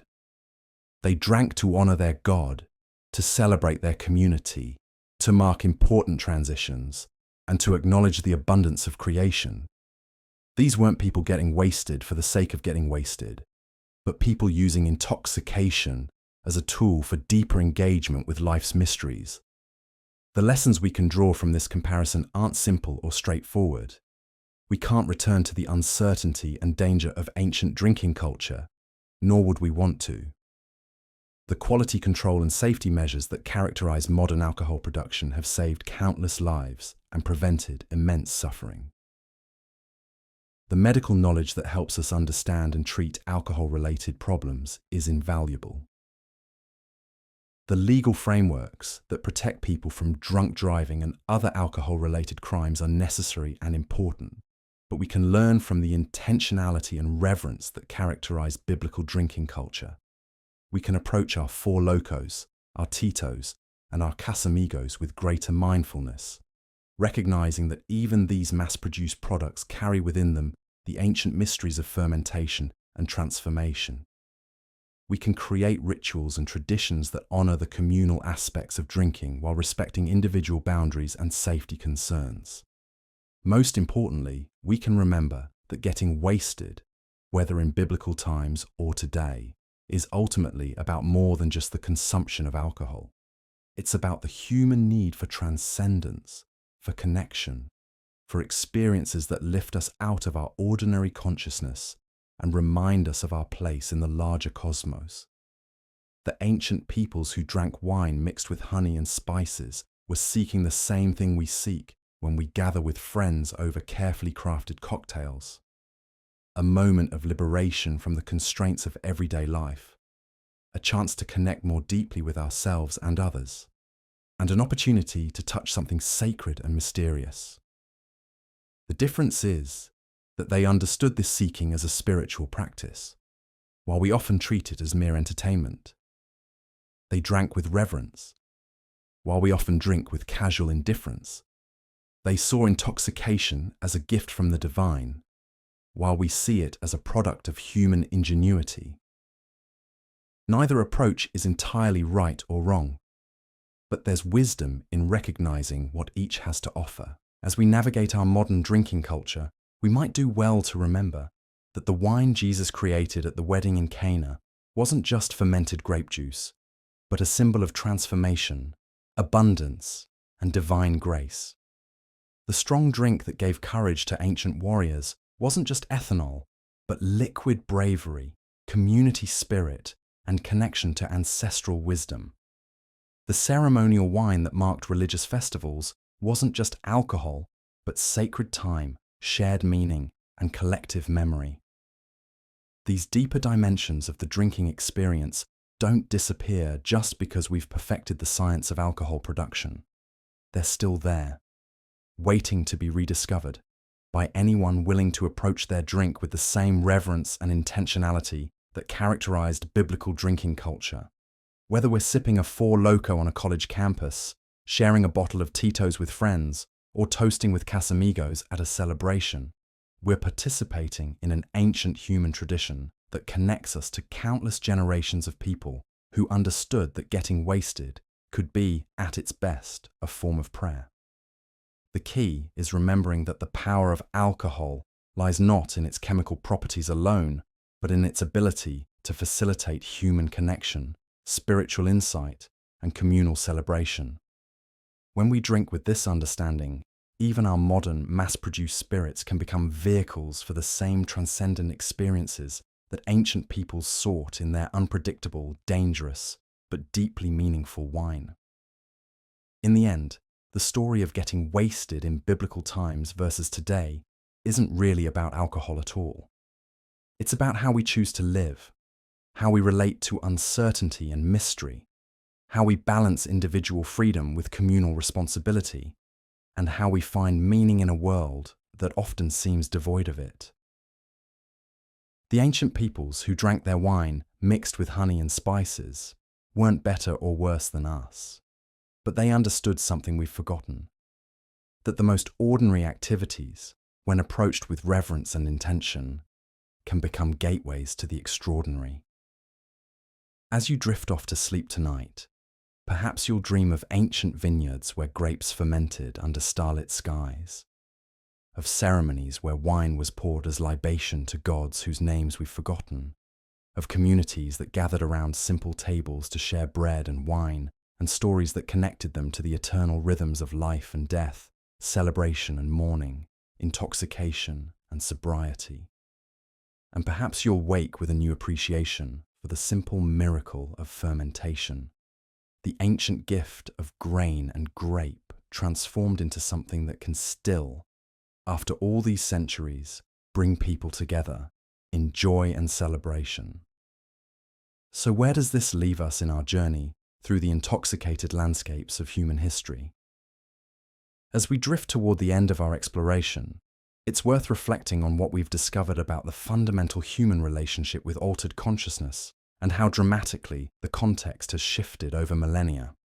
The most striking difference between biblical wasted and modern wasted isn't really about the alcohol itself, though that Four Loko hitting different than ancient wine certainly matters. It's about the entire framework of meaning that surrounds the experience. When someone in biblical times drank to excess, they were participating in something that connected them to their community, their gods, and their understanding of life's mysteries. The wine wasn't just fermented grape juice, it was liquid communion with the divine, a bridge between the earthly and the eternal. Think about Noah, probably the most famous drunk in biblical history. After surviving the flood and rebuilding civilization, the guy plants a vineyard, makes wine, and gets absolutely hammered. The text doesn't present this as a moral failing or a weekend bender gone wrong. It's presented as an almost inevitable part of the human experience, a man processing unimaginable trauma through the oldest coping mechanism known to humanity. There's no shame in the drinking itself, only in what happens afterward when his son sees him naked. The getting wasted part. That's just Tuesday in the ancient world. Compare that to modern drinking culture, where getting wasted often carries this weird mix of shame and celebration. We have entire industries built around helping people recover from hangovers, apps to track our drinking, and constant cultural messaging about responsible consumption. We've medicalized and pathologized what was once considered a normal part of human experience. Not that this is necessarily bad, mind you. Ancient people died from alcohol poisoning at rates that would horrify us today. But we've lost something in the translation from sacred intoxication to consumer product. The community aspect is probably what's changed most dramatically. In biblical times, drinking was fundamentally communal. You didn't crack open a bottle of ancient wine equivalent and binge-watch Netflix alone in your tent. Alcohol was shared, celebrated, and experienced together. The very act of getting drunk was a bonding experience, a way of lowering social barriers and creating connections. When David's men got drunk, they did it together, sharing stories, songs, and the kind of raw emotional intimacy that only comes when people let their guards down simultaneously. Modern drinking, despite our social media connectivity, is often profoundly isolating. Sure, we go to bars and parties, but how often do we really connect? How often does that Casamigos lead to genuine spiritual communion with others versus just a series of Instagram stories and regrettable text messages? We've created this strange culture where being drunk is simultaneously social and antisocial, where we're surrounded by people, but often more disconnected than ever. The predictability of modern alcohol has also fundamentally changed the experience. When you crack open a Tito's bottle, you know exactly what you're getting. The alcohol content is regulated, tested, and printed right on the label. You can calculate your blood alcohol content, plan your Uber, and structure your entire evening around precise measurements of intoxication. This level of control would have been incomprehensible to biblical drinkers who treated wine like a roll of the dice with the gods. That unpredictability wasn't just about alcohol content, it was about the entire experience. Ancient wine could be anything from barely alcoholic to potentially lethal, often in the same batch. It might be sweet or sour, clean or contaminated, blessed or cursed. Drinking was an act of faith, a surrender to forces beyond human control. Every cup was a small adventure, every drinking session a journey into the unknown. We've traded that uncertainty for safety and consistency, and it's probably a good trade overall. Nobody wants to die from accidentally drinking wine that's gone bad, or getting alcohol poisoning because they couldn't predict the strength of their drink. But we've also lost something essential about the experience, the sense that drinking was a form of communion with mystery itself. The spiritual dimension of biblical drinking is perhaps what's most alien to modern sensibilities. We live in a secular age where alcohol is primarily recreational, a way to relax, socialize, or escape. But in biblical times, wine was literally considered a gift from God, a manifestation of divine blessing. Getting drunk wasn't just about feeling good. It was about touching something sacred, about experiencing a different level of consciousness that might bring you closer to divine truth. This is why biblical texts are so ambivalent about drinking.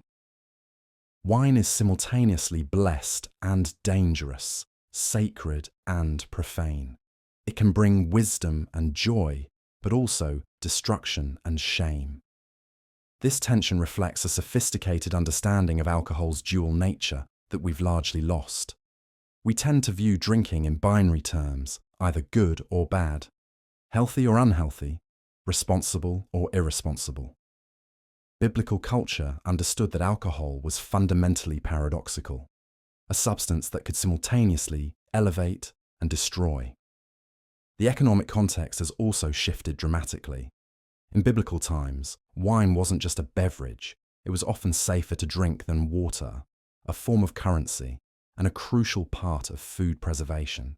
Getting drunk wasn't a luxury activity, it was often an inevitable byproduct of basic survival. When your daily beverage has alcohol in it, occasional intoxication isn't a choice, it's a fact of life. Modern drinking, by contrast, is almost entirely optional. We have clean water, safe food preservation, and countless non-alcoholic beverages. Choosing to drink, let alone get drunk, is a deliberate decision made for pleasure, stress relief, or social purposes. This voluntary nature changes the entire moral and social framework around intoxication. The marketing and commodification of modern alcohol would have been equally alien to biblical drinkers. That Casamigos bottle isn't just tequila, it's a lifestyle brand, a status symbol, a carefully crafted image of sophistication and success. 4. Loco isn't just an alcoholic beverage, it's a cultural phenomenon, a meme, a symbol of youthful excess and poor decision-making. We've turned alcohol into a form of identity expression, a way of signaling who we are and what we value. Biblical wine had meaning, but it wasn't branded meaning. It was connected to place, tradition, and community in ways that transcended marketing. When Jesus turned water into wine at the wedding in Cana, he wasn't creating a premium brand experience. He was participating in an ancient tradition of hospitality and celebration. The miracle wasn't about the quality of the wine. Though the text notes it was good wine, it was about the act of provision and blessing. The health consciousness that defines modern drinking culture would have been largely meaningless in biblical times. We obsess over antioxidants in red wine, the caloric content of beer, and the long-term health effects of alcohol consumption. We have entire industries dedicated to helping people drink more healthily, from low-calorie cocktails to alcohol-free alternatives. Biblical drinkers were more concerned with immediate survival than long-term health optimization, yet they may have had a healthier relationship with alcohol in some ways. Because drinking was integrated into daily life and community rituals, it was less likely to become a source of shame or compulsion. The social structures around alcohol consumption were more robust, with clear cultural guidelines about when, where, and how to drink. Getting drunk was acceptable in certain contexts and frowned upon in others, but the boundaries were clear and community enforced. The role of women in drinking culture has also transformed dramatically. In biblical times, women certainly drank wine, but their access and behavior were more strictly regulated by social norms. The modern drinking culture, with its emphasis on individual choice and gender equality, has created new possibilities and new problems. Women can now drink like men, but they also face unique pressures and dangers that didn't exist in the same way in biblical times. The technology surrounding modern drinking has created entirely new categories of experience. Dating apps fueled by liquid courage, social media documentation of drinking experiences, ride-sharing services that enable different patterns of consumption. These innovations have fundamentally altered how we get drunk and what happens afterward. Biblical drinkers had to walk home or sleep where they fell. We can summon transportation with a few taps on a screen. This technological mediation of the drinking experience extends to the production and distribution of alcohol itself.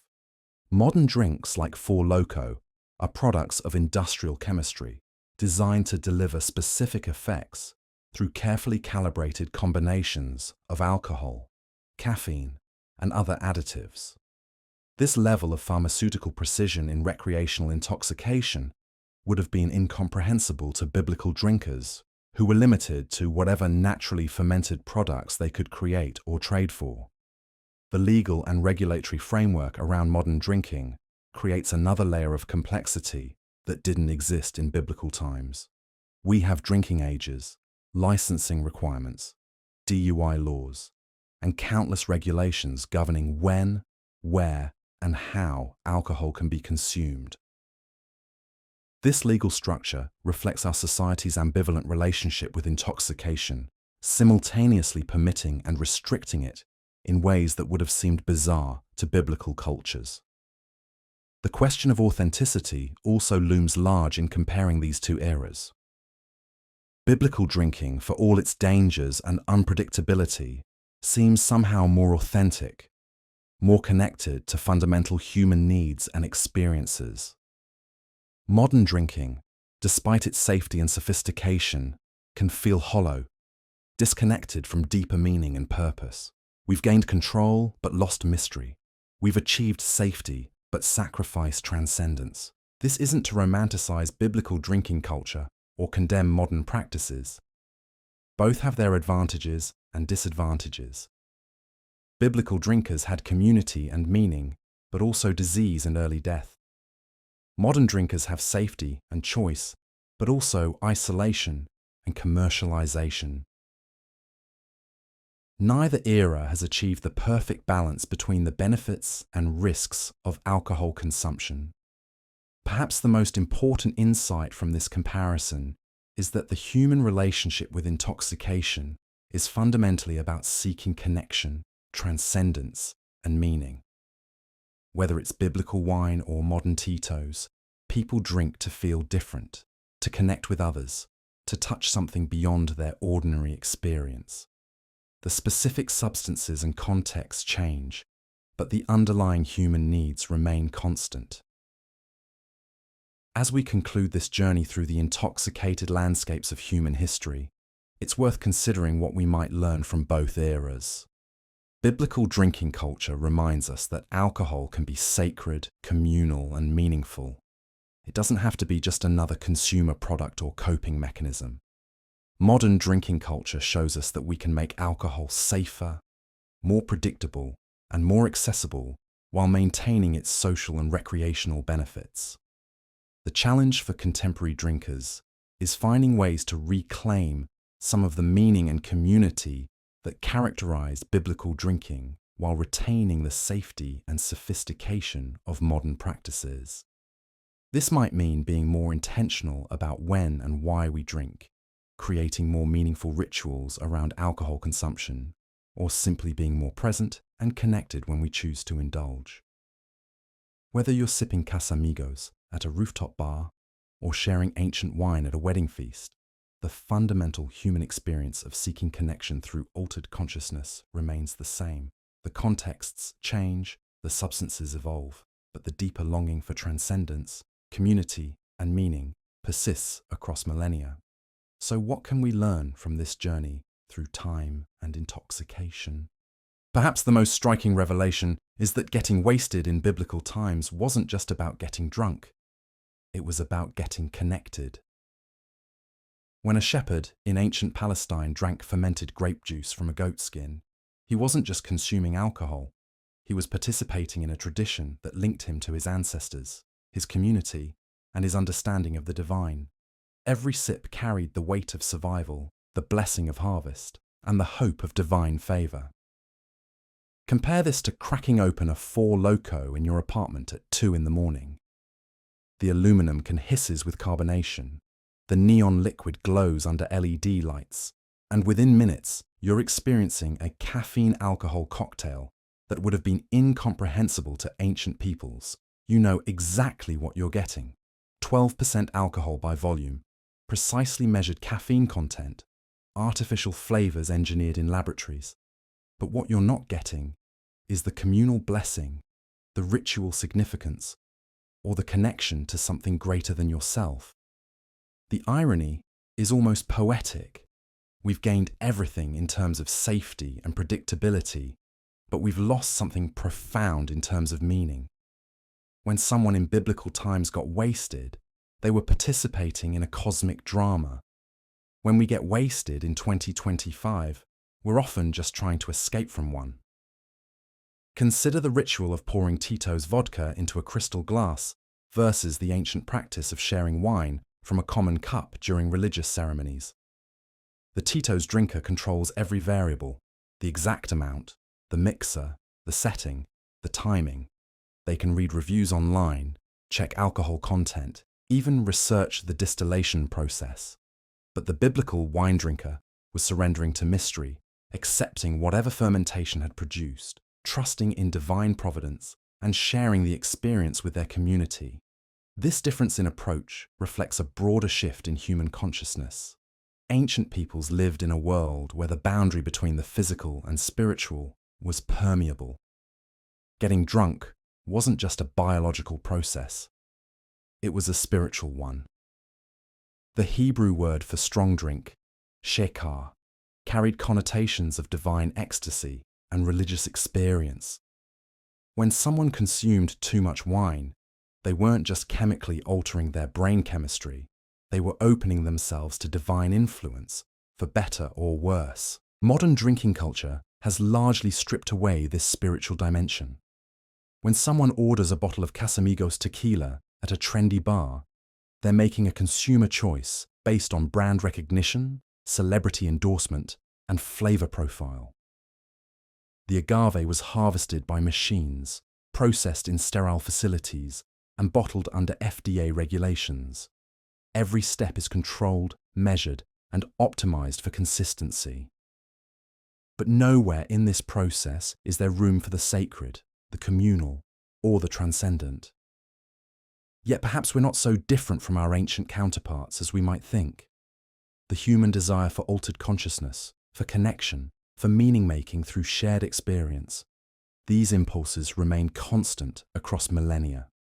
The college student doing shots of flavored vodka and the Hebrew priest drinking sanctified wine are both seeking transformation, both hoping to transcend their ordinary consciousness, both looking for connection to something beyond themselves.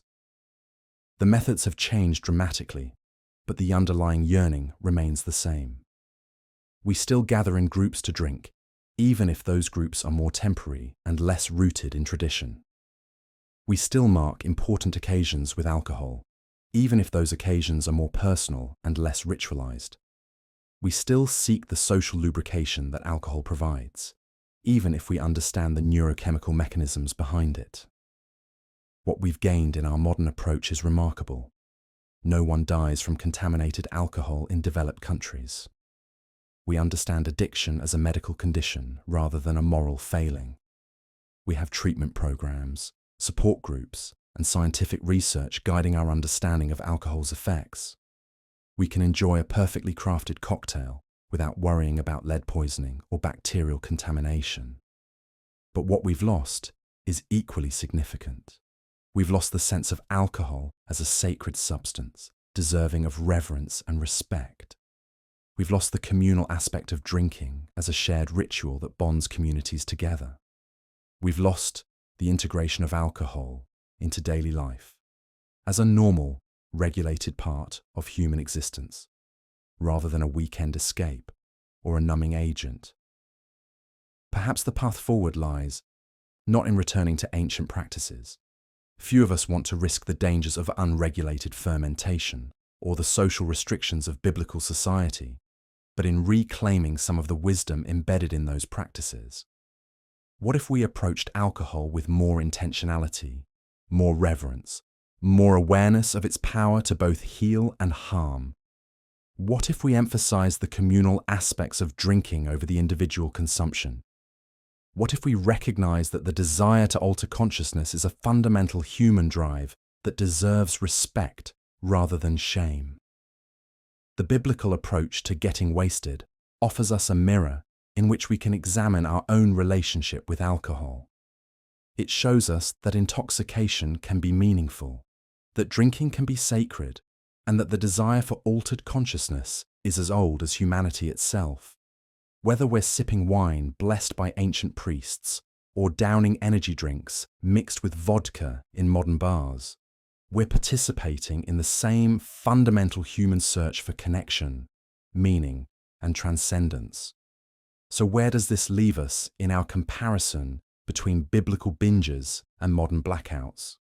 The journey from ancient wine amphoras to Four Loko cans reveals something profound about human nature and our relationship with altered consciousness.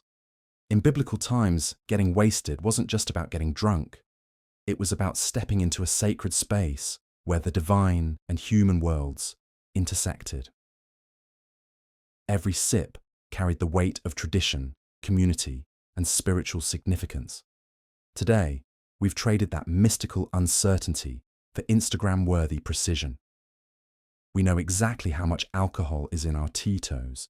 We can predict how many Casamigos shots will get us to our desired level of intoxication. And we can calculate the exact caffeine-to-alcohol ratio that makes Four Loko so dangerously effective. But in gaining this control, we've lost something essential, that sense of reverence, that connection to something greater than ourselves, that feeling of participating in an ancient ritual that connects us to our ancestors.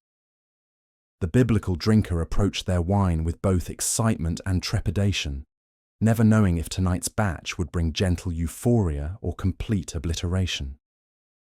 They drank in circles, sharing stories, prayers, and laughter. Modern drinkers often drink alone, scrolling through phones, seeking escape rather than connection. We've sanitized the experience, made it predictable, branded it, and packaged it for individual consumption. Yet the fundamental human drive remains unchanged. Whether it's an Israelite farmer sharing fermented grape juice under the stars, or a college student cracking open a Four Loko before a party, we're all searching for the same things: connection, transcendence, and a temporary escape from the weight of existence.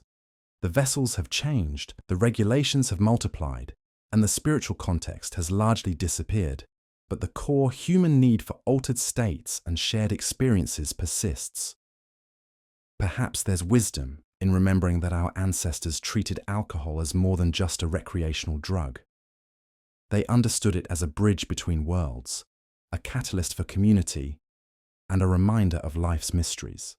As we continue to evolve our drinking culture, maybe we could benefit from reclaiming some of that intentionality, that reverence, and that emphasis on shared rather than solitary experiences.